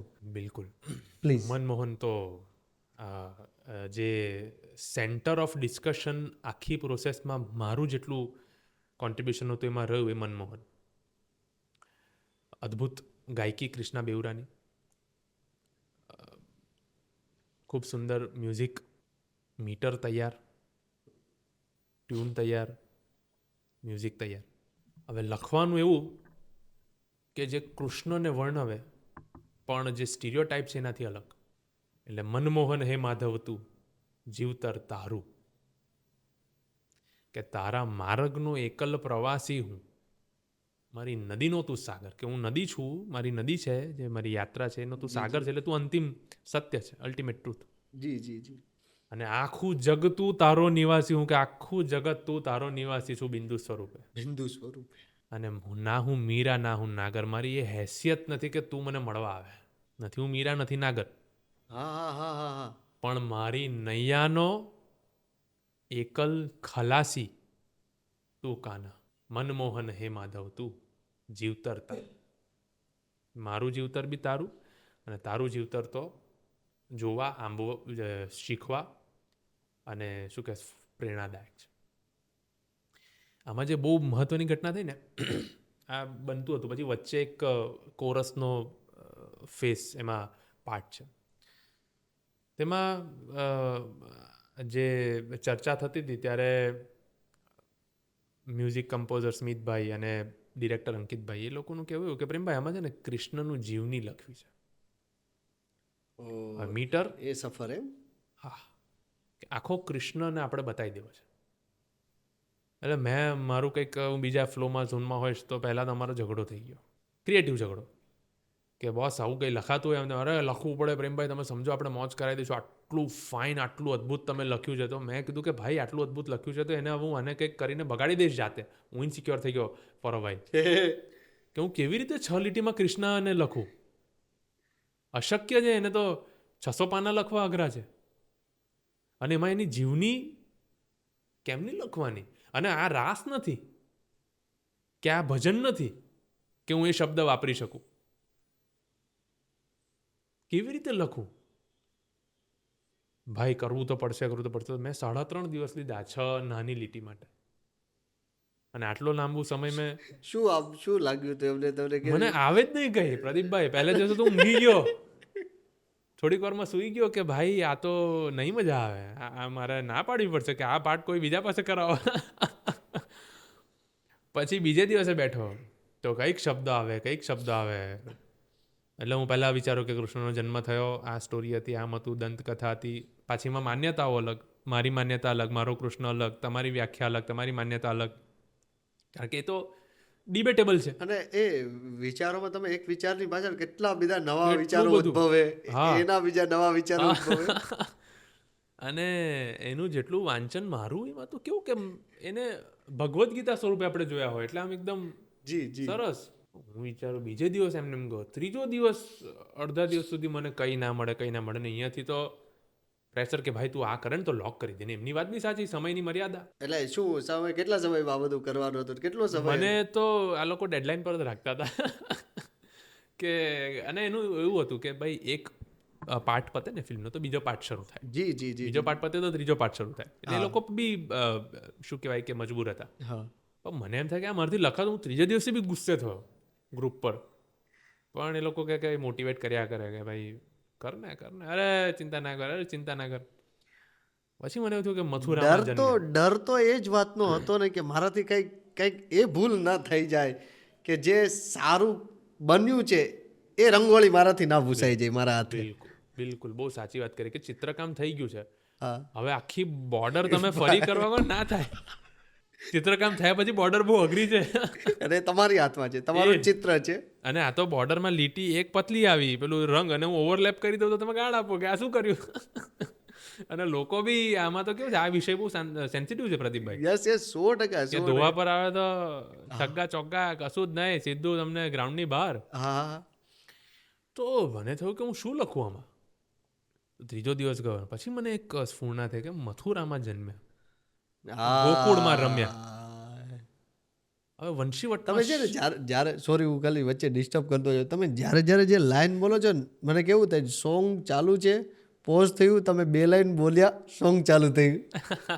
આ પ્રોસેસમાં somebody from the Lalo team મને એવું કીધું કે હું તો ત્યાં જ હતો ભાઈ, એ યુગમાં ત્યાં પહોંચી ગયેલા મનમોહન વખતે. મને યાદ નથી આવતું કયા અમારા મિત્ર વર્તુળમાંથી કોણે કહ્યું, કારણ કે બધા સાથે હતા કોન્ફરન્સ કોલ પર, પણ કોકે આવું કીધું હતું. હું તો ત્યાં પહોંચી ગયેલો આંખ બંધ કરીને. તો મથુરામાં જન્મ્યા, ગોકુળમાં રમ્યા અને વંશીવટમાં શ્યામ બન્યા રાધિકા. તો એમાં કે ભાઈ જ્યાં કૃષ્ણ અને રાધિકાનું સૌથી વધારે એક પ્રાકૃતિક મિલન થતું, ત્યાં શ્યામ બન્યા રાધિકા, આવું લખ્યું. તો બહુ ગમ્યું કે યાર ગજબ, શ્યામ બને રાધિકા. અને વૃંદાવનમાં વર્યા, દ્વારિકાના બળ્યા, દ્વારિકાનો રાજા, નગરીનો મુખ્ય, તીર ઝીલ્યા તોય તે ભાલકામાં, કે તોય જરાસંઘે તીર આપ્યું અને તે એને ઝીલી લીધું. તારી લીલા તે આવી રીતે સંકેલી, બતાવી ગયો કે ગમે એટલા મોટા મહાપુરુષો મનુષ્ય સ્વરૂપે અનસર્ટેન છે. પેલું જ્યોતિષશાસ્ત્રમાં છે ને એક શબ્દ છે, જે શબ્દ મને અત્યારે એક્ઝેક્ટ યાદ નથી આવતો, પણ એવું કહેવાય છે કે એની પ્રિડિક્શન કરવું ને એ અશક્ય છે, કારણ કે એના પેરામીટર્સ બહુ બધા છે, એસ્ટ્રોનોમિકલી ને એસ્ટ્રોલોજીકલી, વૈજ્ઞાનિક ઢબે ને આ રીતે. તો જન્મ, લગ્ન ને મરણ, એટલું બધું સૂક્ષ્મ છે, એટલું બધું ઊંડું છે અને એટલું બધું પહોળું છે. એટલે મુનિ પરાશર અને ભૃગુને બધા એવું કહી દીધું કે જન્મ લગ્ન મરણ તો કૃષ્ણના જીવનમાં બી નથી એક સરખું રહ્યું. ચોકઠા ગોઠવી શકનારો બાપ, આપણા બધાનો ગોઠવનારો હે હરિ, એનું બી આ અનસર્ટેન હતું. એટલે જન્મ લગ્ન ને મરણ એ નિકાચિત કર્મ છે શબ્દ. હા. એને તમે બાંધી ન શકો, પરફેક્ટલી પ્રિડિક્ટ ના કરી શકો, ન કરી શકો. અને કદાચ કરો તો લૂપહોલ રહે. We go with the flow વાળી ઘટના છે. સ્વીકારી લેવું પડે કે આપણો સમય આવી ગયો છે, હવે ઓલવાઈ જવાનું છે. ત્યાં સુધી પ્રજ્વલિત રહો, મજા કરાવો. તમને જોઈને કોઈને એવું થાય કે વાહ ભાઈ, પછી અંગ થશે વાંકા અને દ્રશ્ય થશે ઝાંખા. હે શું અદ્ભુત વાત છે. વાહ વાહ, બહુ સરસ.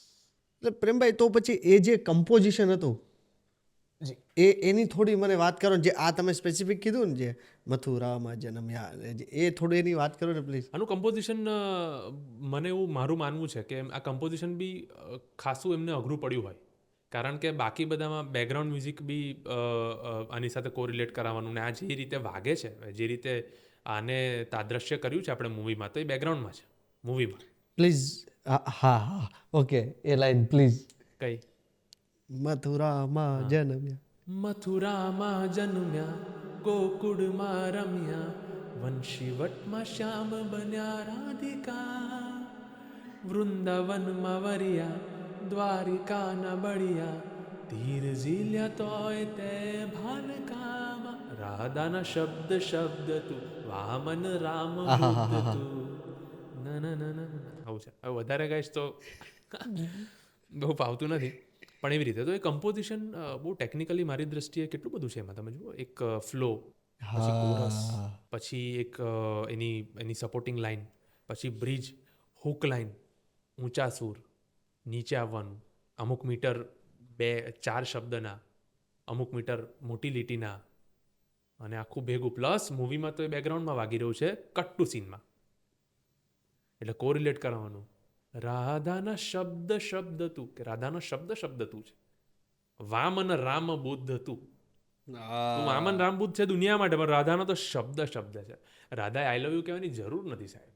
એ શ્વાસ લે, કૃષ્ણ પાસે આવે કે ચાલ રમવાના, એ પ્રેમ છે. એણે ઘરે કંઈક, હવે કેક બનાવીએ છીએ આપણે, એણે ઘરે મિલ્ક કેક બનાવ્યું હોય પેલું એનું માખણનું, એમાંથી, અને કૃષ્ણ માટે ડબ્બામાં કે કોથળીમાં છુપાઈને લઈને આવે, એમાં કહેવું થોડું પડે કે મેં તો તારા માટે 6 કલાક કરી મહેનત બનાવ્યું. શબ્દ શબ્દ તું છે, એટલે એનું બધું તું છે કે જ્યાં અપેક્ષા નથી, અનકન્ડિશનલ, પ્યોર લવ. અને કૃષ્ણ થોડો રાધાને એવું કે જોઈને ચાલજે, એ ત્યાંથી ઠેકડો હટાવી લે, ચરાવા લઈ જાય. અહીંયાથી રાધા જાય છે તો ત્યાંથી લઈ જાય ગાયોને, અને એના દંડિકાથી ઠેકડા હટાવી લે કે રાધાના પગ પર વાગવું ના જોઈએ, ઘડો લઈને જતી હોય તો એનો પગ મચકોડાઈ જવો ના જોઈએ. આ પ્રેમ છે સાહેબ, આ પ્રેમ છે. આ સ્મોલ જેસ્ચર તો હમણાં આવ્યું, સ્મોલેસ્ટ જેસ્ચરનું ધ્યાન રખાતું. એટલે હું તો બહુ જ આમાં શીખવાની ઘટના છે. હું કંઈ આ બધું બહુ આમાં પાછલો વિદ્યાર્થી છું, પણ મને શીખવાનું ગમશે આવી રીતે કે કેવું એણે બતાવ્યું. વિચાર તો કરો, ખાલી માત્ર એટલી લાઈન, એની પાછળ એટલું કામ. એટલું સરળ એટલે લાગે છે કારણ કે પાછળ એટલી અઘરી ઘટના છે. હા, હે ઓ રંગરસિયા તું લાલા, ઓ સૃષ્ટિના દેનારા, ઓ મારા કાના. તમે એક એક શબ્દ જુઓ, બધું જ છે. કૃષ્ણને મજા આવી જાય એવું છે કે વાહ. અને પછી સફર તમારે જેમ એક એક લાઈન આગળ વધે છે એમ તમારે સફર આગળ વધારવાની. બિલકુલ પ્રોગ્રેસિંગ. અને પાછું એટલું બધું નહીં કે મીટરની બહાર જતા રહીએ. હા, એને પાછું લાવવાનું. એટલે એવી રીતે આખી ઘટના થઈ, અને બહુ સરસ રીતે ગવાયું છે આખું. જ્યારે તમે લખ્યું, પ્રોપર ગાઈ લીધું, હવે તમે ફર્સ્ટ ટાઈમ સાંભળો છો ત્યારે આમ કેવું લાગે છે? એબ્સોલ્યુટલી પોઝિટિવ, આમ ગૂઝબમ્સ. કે જે વિચાર્યું તું, જે રીતના મારી મનની સફર જ્યાં જ્યાં ગઈ હતી એ જ આવ્યું. અને આની ચર્ચા યાદ રહી જાય એવું, કારણ કે કેટલી મહત્વની ચર્ચા, કેટલી મોટી ચર્ચા. પેલું કેવું કે અમુક તમે, મેં પલ દો પલ કા શાયર હું, પલ દો પલ મેરી જવાની હૈ, મુझसे પહેલે કિતને શાયર આए और आके चले गए, હા કલ કોઈ મુझको યાદ કરે, ક્યું કોઈ મુझको યાદ કરે. એવી ઘટના છે. લખાઈ ગયું, બની ગયું, સરળ બી રહ્યા, અને આ બધું વિથ ફોર્સ થયું. Nature or almighty was with us completely. અને આ મનમોહન ઘટના બની. એવું થયું હતું કે સોંગ પછી મન થઈ ગયું હતું કે એકવાર હું દર્શન કરીને આવું દ્વારકા? આમાં હું થોડોક અલગ છું. મને એવું છે કે મને એવું કોઈ કહે કે તમને દ્વારકા કે શિવ હોય તો જ્યોતિર્લિંગ, જી, માતાજી હોય તો શક્તિપીઠ જવાનું, હા ગમે, જી ખૂબ જી ગમે, જી અંતરથી ગમે. પણ મારો કૃષ્ણ જ્યારે મારી સાથે હોય ને ત્યારે દ્વારકા જવાની જરૂર નહીં પડતી વાહ. કે મંદિર જવાની જરૂર નહીં પડતી. ઇન ધેટ મેટર એ ઝોનમાં આમ ગમે, ખૂબ ગમે, મને ખૂબ ગમતી જગ્યા મંદિર, જી જી જી આશ્રમ, જી જી નદી કિનારો, આ બધી ગમતી જગ્યા. સ્પિરિચ્યુઅલ નગરી, ઋષિકેશ, હરિદ્વાર, બનારસ, આ બધી ગમતી નગરી. એટલું જ મને ઉદયપુર પણ ગમે. પણ જ્યારે આ કૃષ્ણ નજીક હોય ને શાબ્દિક રીતે મારી રચનાથી, ત્યારે તો હું કૃષ્ણને બોલાવતો હોઉં ને. તો he is the guest, I am the host. એ પ્રદીપભાઈ બેઠા છે ત્યાં બેઠા જ હોય, હું લખતો હોઉં ત્યારે. અને એ બી કદાચ આમ ધૂન આમ કરતા હોય, બીટ કરતા કરતા ને કે ભાઈ ચાલ એક શબ્દ લખ બીજો. વાહ. એવી ઘટના છે. તો ત્યારે મને, હું પ્રાકૃતિક રીતે કહું છું કે મને એવું નથી થયું કે હું મંદિર જાઉં. એટલું આંખ બંધ કરીને થેન્ક યુ, ગ્રેટફુલ, આવી ઘટના હતી. ફિલ્મ હિન્દીમાં રિલીઝ થવા જઈ રહી છે. જી બિલકુલ. 9મી જાન્યુઆરીએ ફિલ્મ હિન્દીમાં આવી રહી છે. સૌ દર્શકો, આપણે સૌ તો હિન્દીમાં વધાવીએ, ભારતની ઓડિયન્સ પણ એને હિન્દીમાં વધાવશે જ એવો વિશ્વાસ છે. એમાં પણ તમે જ બધા ગીત મેં lyrics? લખ્યા છે. ઓકે. હવે મારે એ કહેવાનું છે કે ગુજરાતીમાં તો એટલી આ સફર આખી તમે તે કરીને થોડુંક ઉતાર ચઢાવ ને ત્યાં તમને મજા આવી, થોડુંક તમારે બોલચાલી થયું ને એના કારણે જ એટલા સારા સુંદર સોંગ બહાર આવ્યા. ઓકે, હિન્દીમાં જ્યારે ટ્રાન્સલેટ કરવાના થયા, હું કદાચ શબ્દ ખોટો પ્રયોગ કરતો હોય તો માફી ચાહું છું, ટ્રાન્સલેટની જગ્યાએ જે પણ તમારે એક અનુવાદ કરવાનું થયું, તો એ પ્રોસેસમાં શું હતું? એમાં પણ ટાઈમ માગી લીધો હતો પ્રેમ?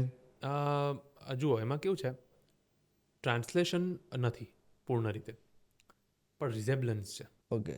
ગુજરાતી તરીકેનું ગૌરવ ડિરેક્ટર અંકિતભાઈનું એવું બહુ સ્પષ્ટપણે માનવું હતું, વિકીભાઈ, વિવેકભાઈ જે છે એમનું માનવું હતું કે આપણે ગુજરાતીની જે આપણી આમ એસેન્સ છે એ તો દુનિયા સુધી પહોંચાડવી છે. ગુજરાતી જે દુનિયામાં છે, જ્યાં જ્યાં વસે ગુજરાતી ત્યાં ત્યાં સદાકાળ ગુજરાત. યસ એ તો પહોંચી ગયો, એ બધી સીમા આંબી લીધી. પણ હવે જ્યાં જ્યાં લોકો છે, જે આને જોશે, સાંભળશે, ત્યાં ગુજરાતી, ખાસ કરીને રિજનલ ગુજરાતી, તળપદા જોનરવાળું કે એ રિજનવાળું, એને લોકો માનપૂર્વક, પ્રેમપૂર્વક, સ્પષ્ટતાપૂર્વક અને ગૌરવપૂર્વક સ્વીકારે, પ્રતિસાદ આપે, એવું કરવું છે. તો સોંગમાં narrow compass, again limited scope, અઘરું કામ. હું એ વ્યક્તિ નથી કે ટ્રાન્સલેટ કરીને આપી શકું. અને એ લોકો સાથે ચર્ચા થઈ, તેમણે કીધું ના પ્રેમભાઈ, તમે તમારી રીતે રમજો તો ખરા જ, પણ આપણે આ જોઈએ છે. Two which I also agreed. એટલે એક બાઉન્ડ્રી તો ફિક્સ થઈ જ ગઈ છે, એસેન્સ રાખવાની. એટલે ઘણી જગ્યાએ જ્યાં ગુજરાતી ક્રોસેટા કે જ્યાં ગુજરાતી પાર્ટ છે એ એમનો એમ રાખ્યો છે. એ ના બદલી શકાય ને. આથમ તો પોડન તો શું બદલો તમે. જી જી જી. અને બોલિવૂડ એ બહુ સ્વીકૃતિવાળી જગ્યા છે કે હિન્દી ફિલ્મ જગત તમે જુઓ તો વર્ષોથી, કદાચ દશકાઓથી એવા સોંગ્સ બને જ છે કે જ્યાં બેઠે બેઠા ગુજરાતી સોંગ્સ, બેઠે બેઠા તમિલિયન સોંગ્સ, બેઠે બેઠા સંસ્કૃત વર્સિસ, બેઠે બેઠા અન્ય લેંગ્વેજના સોંગ, ઉત્તર પૂર્વી હોય, કોઈ ઉર્દુ હોય. આપણે તમે બહુ એક જોજો માનસિકતા, ઉર્દુ હોય ને તો આપણે હિન્દી ગણી લઈએ છીએ, અને એ ફિલ્મનો ભાગ હોય ને તો આશ્ચર્ય નથી થતો. પણ ગુજરાતી હોય તો થાય. કેમ ભાઈ? એવું ભાષા જ છે. હા, આપણા ગીતોમાં ઉર્દુ કેટલું નથી, ક્લિષ્ટ હિન્દી કેટલું લખાય છે. તો એ બી તો લેંગ્વેજ છે, આ બી લેંગ્વેજ છે. ઉર્દુ બી તમારે તો શીખવું જ પડે. હિબ્રુ, અરબી, કદાચ એનો અર્થ તમને ન ખબર હોય, તમે હા. ગાઓ છો ગાઉં અથવા સર્ચ કરો છો. હવે search engine are very convenient. Yes yes. તો ગુજરાતીમાં આશ્ચર્ય કેમ? ઢોલી તારો ઢોલ બાજે, કેટલા વર્ષો પહેલા. આજે બી કદાચ દરેક લગ્નમાં વગાડાતું હશે. અને ઝૂમીએ જ છે, આખું ઇન્ડિયા ઝૂમે છે. ઇન્ડિયા, વિદેશમાં રહેતા ઇન્ડિયન્સ, અને હવે તો વેસ્ટર્ન પીપલ પણ ઝૂમે છે. મન ભરીને માણે.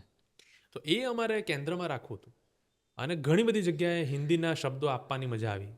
હવે મનોરથ પોતે હિન્દી શબ્દ છે, હિન્દી, ગુજરાતી. તો આ બધું કરવાનું હતું. અને પ્રોસેસ, મેં કીધું એમ, થોડો નેરો કંપાસ, મારી પાસે લિમિટેડ સ્કોપ. જી જી જી. તમે કીધું એમ હેડ બાઉન્ડ્રી હતી, જી જી. પણ તો પણ લખી શક્યો. હિન્દીમાં બી કંઈક નવું પીરસી શક્યા છે. અને રિલીઝ થશે એટલે તમે કહેશો કે ખરેખર મજા આવી. અને જે ફ્રેશ સાંભળશે ને હિન્દી ઓડિયન્સ, હા એના માટે તો આ જે મેજિક છે હા હા. એ ફ્રેશ જ આવવાનું. જી જી જી જી. એ સર્ચ કરશે કે આ ગુજરાતીનું મિનિંગ શું છે. એક્ઝેક્ટલી. ત્યાં તમે પહોંચો, લોકોના હૃદય સુધી ગુજરાતી પહોંચાડી રહ્યા. સાહેબ, માત્ર ફિલ્મ રૂપે તો પહોંચાડવાના, પણ શબ્દ અને મ્યુઝિક રૂપે પણ પહોંચાડી રહ્યા છે. કે એ સર્ચ કરશે કે મથુરામાં જન્મેવાળા કહેવા શું માંગો છો. જનરલી તો સમજી જ જવાય. કોઈક કદાચ બહુ જેને સાવ જ ખ્યાલ ન હોય અન્ય ભાષાના શબ્દોનો, જી જી જી. સર્ચ કરશે. જી. થોડીક મહેનત તો તમે બી કરજો. તો બધા સોંગમાંથી સૌથી વધુ અનુવાદ કરવામાં કેમાં તકલીફ પડી? ચાલો, હિન્દીમાં.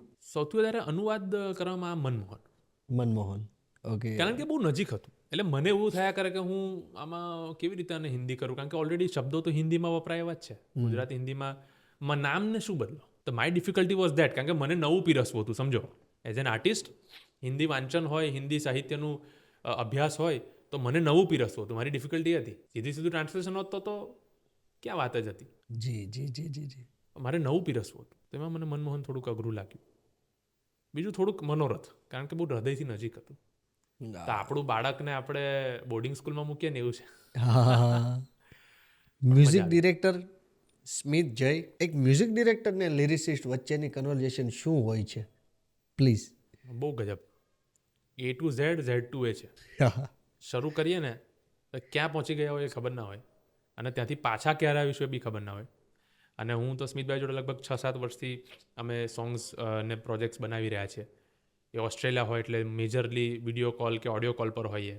બેઉના ટાઈમ ક્લેશ થાય, બેઉની વ્યસ્તતા અલગ, બેઉનું દિનચર્યા અલગ. તો ચર્ચા બહુ ગજબ છે. અને એમાં થોડા ઘણા અંશે સ્મિતભાઈને બી સ્પિરિચ્યુઆલિટીનું રિસર્ચ ગમે, મને બી ગમે. તો આવા વિષયમાં એની ચર્ચા તો અમે ઘણા તબક્કાઓ સુધી પહોંચતા હતા. પણ પેલું એક ટ્યુનિંગ સેટ થઈ ગયેલું આટલા વર્ષોમાં કે શું ગમશે, જી જી જી. કે શું મજા આવશે. એમને ખબર મને શું ગમશે, મને ખબર એમને શું ગમશે. તો એ ફિલ્ટર થઈ જાય. હા. પછીના પ્રોસેસમાં ચેન્જીસ હોય. ચેન્જીસ હોય. યાર આવું કરીએ તો, સીન આવું કરીએ તો. અને બેકગ્રાઉન્ડ મ્યુઝિક જ્યારે તમે 3 કલાકનું આપ્યું હોય ને, ત્યારે તમે ફિલ્મ આખી ઘણી બધી વાર જોઈ હોય, કે ઘણી બધી વાર એની સ્ટોરી લાઇન, એના સીન્સ એક્ઝિક્યુટ થયા તમે જોયા હોય, જે વિકલ્પ લિરિસિસ્ટને ન કરવાનું હોય જી જી જી. એક્સપ્લોર. તો એ વધારે સારી રીતે કહી શકે કે અહીંયા આવું કંઈક કરીએ ને, આવી ઘટના છે, આવું ફિલિંગ્સ છે, આવું ચાલી રહ્યું છે, આવો અપ્રોચ રાખીએ તો બહુ. એક બેસ્ટ ઓપિનિયન એમના તરફથી શું હતો જે તમને પણ બહુ મસ્ત ગમ્યો અને એક જાદુઈ થોડું કામ કરી ગયું, એ શું હતું? હું એવું કહીશ કે 2 જગ્યા. એક માળે મને લઈ જા કન્સેપ્ટમાં. હા. ઇટ વોઝ વેરી ક્લિયર કે હું માળે લઈ જવાની કંઈક આપણે ઘટના કરીએ કે જ્યાં આવું પોઝિટિવ બતાવે, પણ પછી તું તારી રીતે જો, પણ માળે લઈ જઈએ એવું કાઇન્ડ ઓફ કોઈ પોઝિટિવ પ્લેસ, માળે ઇન ધ સેન્સ કોઈ પોઝિટિવ પ્લેસ પર જવાની વાત કરીએ એમ. અને મને તું લઈ જા એક સારી જગ્યા પર. બસ, પણ અલગ, એ મેટાફોર હોવું જોઈએ, એ પાછું સબ્જેક્ટ મેટર નહીં, એવું એમનું ક્લેરિટી હતી. અને બીજું કૃષ્ણા થીમ છે, એમાં સંસ્કૃત વર્સિસ પછી જ્યારે પંચમહાભૂત પર અમે સેમ પેજ પર હતા, તો એમાં એમણે આ સજેશન આપ્યું હતું કે ભાઈ તું આવી રીતે આ બધું એ કરીને કંઈક કરી શકીએ આપણે. તો પછી એ ઘટના થઈ. તો મજા આવી. સ્મિતભાઈ કેવા માણસ કેવા છે, ગલગોટા જેવા છે ને? હા, યસ, બિલકુલ બિલકુલ. અને મજા આવે એમની જોડે તમે વાત કરતા. ત્યારે મેં કીધું એમ કે ચર્ચાઓનો કોઈ વિષય જ ના હોય એમ. એટલા બધા વિષય વગરના બી ચર્ચાઓ થતી હોય, અને પછી પાછા સોંગ પર આવેલા આ તો રહી ગયું. મજા આવે યાર, નિખાલસ. એક best of the best film બનાવવા માટે કે લિરિક્સ લખવા માટે એક ડિરેક્ટરનું કેટલું ફ્રીડમ હોવું જરૂરી છે? બહુ જ. Director is a leader from front. અમારા અંકિતભાઈ સાખિયા છે, એમને બહુ આભારી છું કે એ બહુ સમજણવાળા વ્યક્તિ છે આર્ટિસ્ટના. અંકિતભાઈ સખિયા. કે પ્રેમભાઈ તમને શું મોજ આવે છે એ કહો તમે, તો તમને તમારું આખું સ્વરૂપ પેલું તમને શું કાગળ પર લાગે ઉતારી છે? દેવા દે એકવાર. તમને શું લાગે છે? હા, 2 પોઈન્ટ તમને કહી દે જી, પ્રેમભાઈ અહીંયા આ આવું છે, કારણ કે એમણે ડિરેક્ટ કર્યું, એમનું વિઝન હોય હા હા. અને વિઝન પણ મેચ્યોર હોય. આપણે આપીએ, અરે ભાઈ મોજ કરાવી દીધી. આમાં આવું કરી શકીએ કે નહીં તમે કહેજો. એ આવું આટલું હમ્બલનેસથી પૂછે, આવું મારું માનવું છે, આવું કરી શકાય? મને આવું લાગે થઈ છે. શકે? કોઈક બીજો શબ્દ આપી શકો? મને આવું લાગે છે. આવા એમના વાક્યો હોય. તો તમે ઓપ્શન આપતી વખતે બી ઇનસિક્યોર થયા વગર અથવા તો ફોર્સ્ડ ફીલ કર્યા વગર આપી શકો. તો ત્યાં બી તમારું, અને પછી હી એપ્રિશિએટ્સ. બહુ મજા આવે, અને એમનો બહુ મહત્વનો રોલ હોય છે ડિરેક્ટરનો.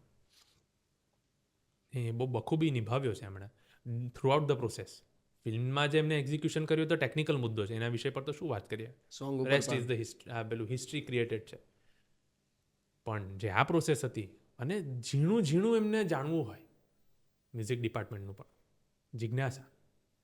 એક કોઈ પણ મુદ્દા ઉપર તમારી ચર્ચા થઈ હોય, એ મુદ્દો કયો હોઈ શકે? સોંગ ઉપર જ ચાલો. મનમોહનમાં મેં કીધું એમ મથુરામાં જન્મ્યાવાળી, ઓકે. અને આ પારેવા ઓડે દિશે જે લખ્યું, ત્યારે એમની સાથે બહુ લાંબી ચર્ચા થઈ હતી. મેં જ્યારે મિનિંગ કીધો તો એમણે કીધું આંખ બંધ કરીને સાંભળતા હતા. We were on voice call, WhatsApp call, conference call. ભાઈ પ્રેમભાઈ ગજબ ગજબ, મોજ કરાવી દીધી બોસ, મોજ કરાવી દીધી. આ કૃષ્ણ જ કરાવ્યો. વાહ.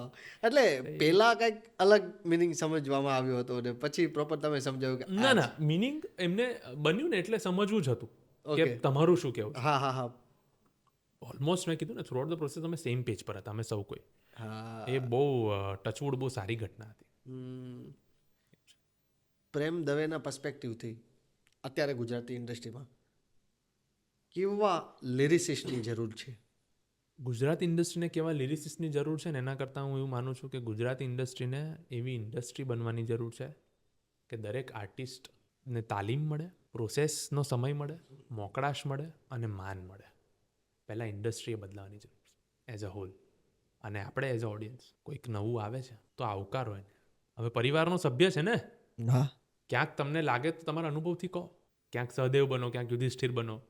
જે રીતે પૂછે તો કહો, પૂછ્યા વગર કહો, મનથી હૃદયથી કે આવું પણ આર્ટિસ્ટ આવશે, એ જરૂરી છે.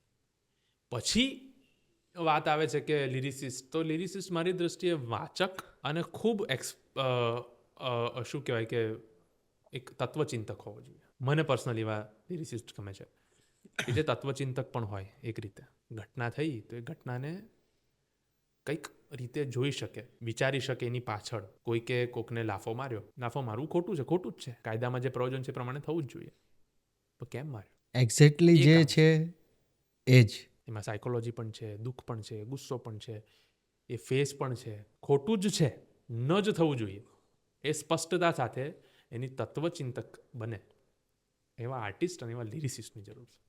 ઓડિયન્સને કેવા ગીતો સાંભળવા છે? જો હું એવું માનું છું પ્રતિભામાં કે ઓડિયન્સ એ બહુ વાસ્ટ ટર્મ છે, બહુ મોટી ટર્મ છે. તમે તમારું ક્રિએશન આપો ને એમાં એટલું ધ્યાન રાખવાનું છે કે ઓડિયન્સને સરળતા વધારે ગમે, કે છેવાડાનો માનવી કનેક્ટ કરી શકે. હા હા હા. મજા આવી ગઈ. પછી કંઈ પણ પીરસી દો આર્ટના નામે, એ દરેકનો પોતાનો વિષય છે. એમાં આપણી કંઈ કમેન્ટ ના હોય. મને ન ગમે તો ન ગમે, હું ન સાંભળું. પણ બાકી લોકોને બહુ સારા સારા મનોરથ જેવું ગમ્યું લોકોને. પ્રદીપભાઈ, ફિલ્મનો ભાગ છે. આ તો ગરડાઓનું સોંગ છે, સમજો એક રીતે, જો એવી જ માનસિકતા રાખીએ તો. પણ તમે જુઓ સાહેબ,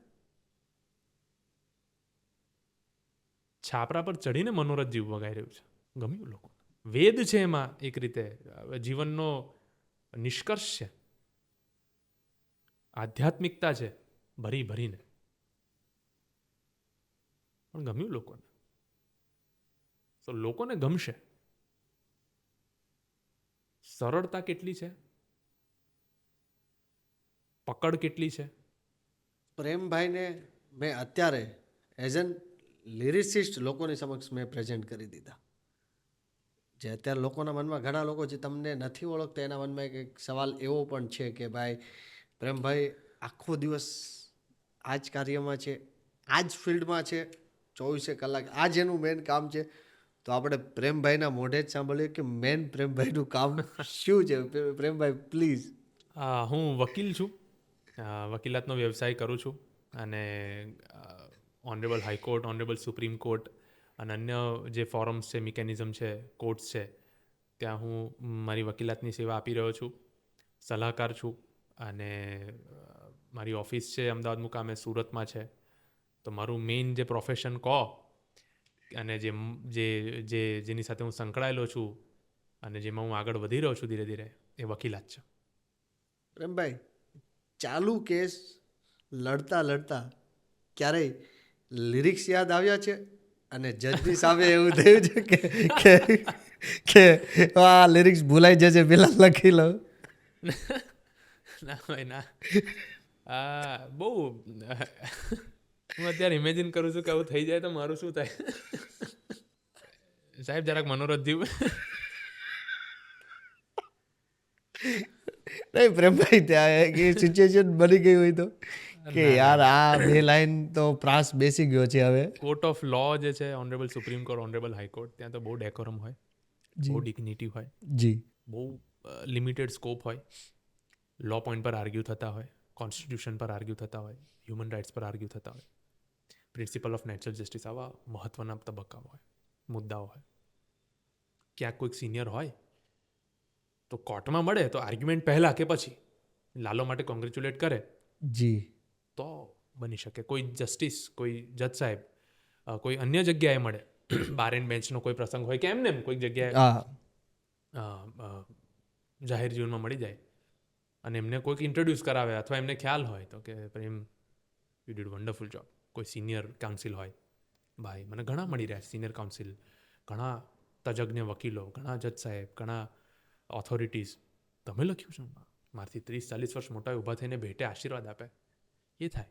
પણ કોર્ટમાં બહુ અઘરું છે. અને હવે મને એવું હું વિચારું છું કે આવું આર્ગ્યુમેન્ટ કરતી વખતે વિચાર ના આવે યાર. પણ નથી શક્ય. On your legs when you are આર્ગ્યુઇંગ, તમારે બહુ સેન્સિટિવ સબ્જેક્ટ મેટરથી તમે ડીલ કરતા હો. જી, 100%. તો એ તમારા વિચારમાં જ ના આવે, કારણ કે એની પ્રિપેરેશન કરી હોય, એનું તમે વર્ક કર્યું હોય. તો એવું તો માત્ર આ તો ખાલી એક વિચાર હજુ આવ્યો સુધી નહીં તો મેં ખાલી શેર કર્યો. કેમ કે ત્યાં તો જજ સાહેબ બેઠા હોય એટલે મેન તો જે ત્યાં માહોલ છે એ જ છે.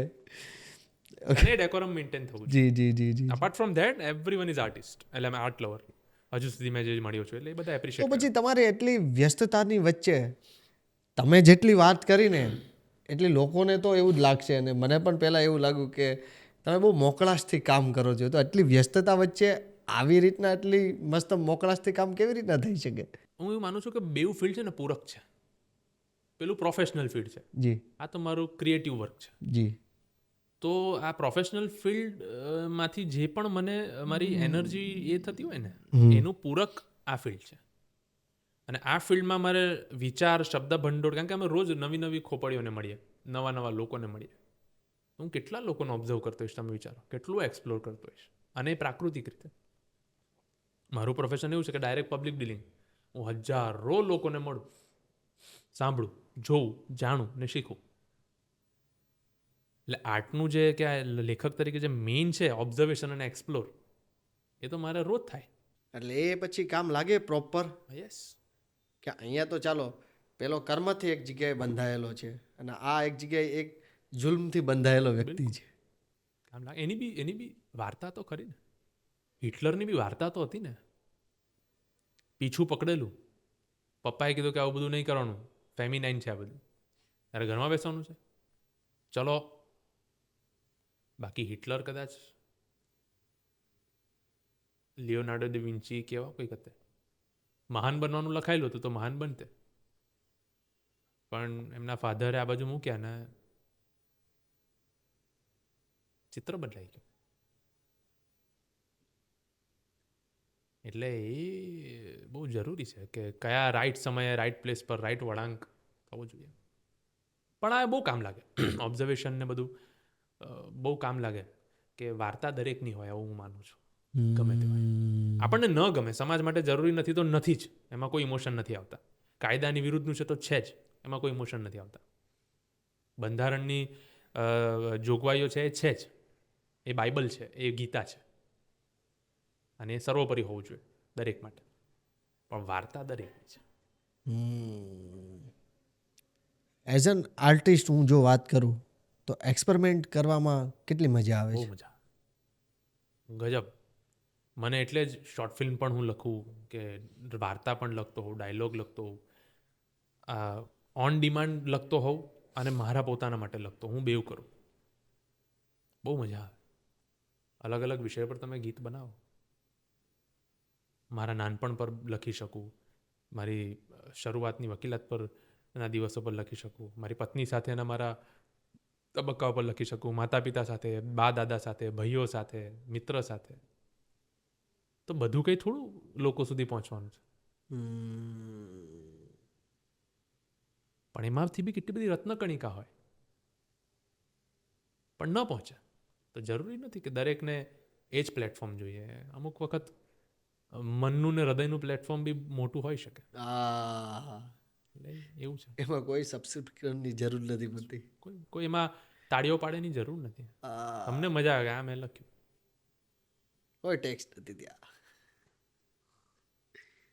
તો આ સોંગ તમે, આ ફિલ્મ હિટ થઈ, એટલી લોકોને ગમી, એટલા સોંગ લોકોના સમક્ષ આવ્યા, લોકોને ગમ્યા, એટલે ગમ્યા. મેન એવા પણ એટલા સોંગ હશે ને તમારા જે આગળ લખેલા, જે તમે આજે કહી શકો કે આ પણ છે જે તમને. યસ, અમે સલીમ સુલેમાન જે જોડી છે, એમાં સલીમ મર્ચન્ટે અમારું એક સોંગ ગાયું હતું, શાયર. મલ્હાર ભાઈ અને શ્રદ્ધા બેન એમાં એક્ટર્સ છે. એ છે. કસ્તુરી કરીને એક મેં રોમકોમ સોંગ લખેલું, જે મારા આ જોનર છે. તમે કસ્તુરી સાંભળો તમને એમ થાય કે આ મેં લખ્યું છે. એમ જેમાં મીત જૈન અને ક્રીના પાઠક છે, અને મીત જૈને ગાયું છે. આ બેવના મ્યુઝિક સ્મિતભાઈ આપ્યા છે. પછી મારું એક સોંગ હતું રાધા ખોવાઈ 2.0, જેમાં બેસ્ટ લિરિસિસ્ટનો એવોર્ડ પણ મને મળ્યો હતો. ટોપ. તો એ રાસ જોનર છે, પણ અલગ રીતે. Yes yes yes yes. બધા સોંગ્સ છે, બિલકુલ છે. અને હજુ ઘણા પાઇપલાઇનમાં ઓરિજિનલ આલ્બમ્સ છે, સોંગ્સ છે, અને બીજા પણ. શું છે પ્લાન, શું છે આગળનો? થોડો પ્લીઝ કહી શકો કે એવું કાંઈ જ નથી અત્યારે સાચેમાં? પ્લાનિંગ વગર લાલાએ મોજ કરાવી દીધી. પ્લાનિંગ વગેરે લાલો હા બધે છે. હવે શીખવાડી દીધું, પ્લાનિંગની જરૂર નહીં, કર્મ કરે જા. આ પોડકાસ્ટ ઘણા એવા છોકરાઓ જોશે, છોકરીઓ જોશે, જેને પણ આ ફિલ્ડમાં આવવું છે, જેમને લિરિક્સ લખતા શીખવું છે, એમને પણ ફિલ્મોમાં લખવા છે, ઘણા બધાના સપના હશે, સવાલો હશે. તો પ્રેમભાઈ, એમને શું કહેવા માગો છો તમે? ત્રણેક વસ્તુ જે હું ફોલો કરવાના પ્રયત્ન કરું છું એ શેર કરું બહુ પ્રાકૃતિક રીતે. કે વાંચન રાખો, ઓબ્ઝર્વેશન રાખો. તમારું ઓબ્ઝર્વેશન છે ને દુનિયાથી જેટલા 8-9 અબજ લોકો છે એનાથી અલગ હોઈ શકે છે. એમાં ઇન્સિક્યોર થવાની જરૂર નથી, લેસર ફીલ કરવાની જરૂર નથી. એ કરી રાખો, પણ કાગળ પર તરત ઉતારો. ઘણી વખત નેચરલી એટલા સરસ શબ્દ આવે ને, પણ આપણે આળસમાં અથવા વિકલ્પ શોધીને લખતા નથી.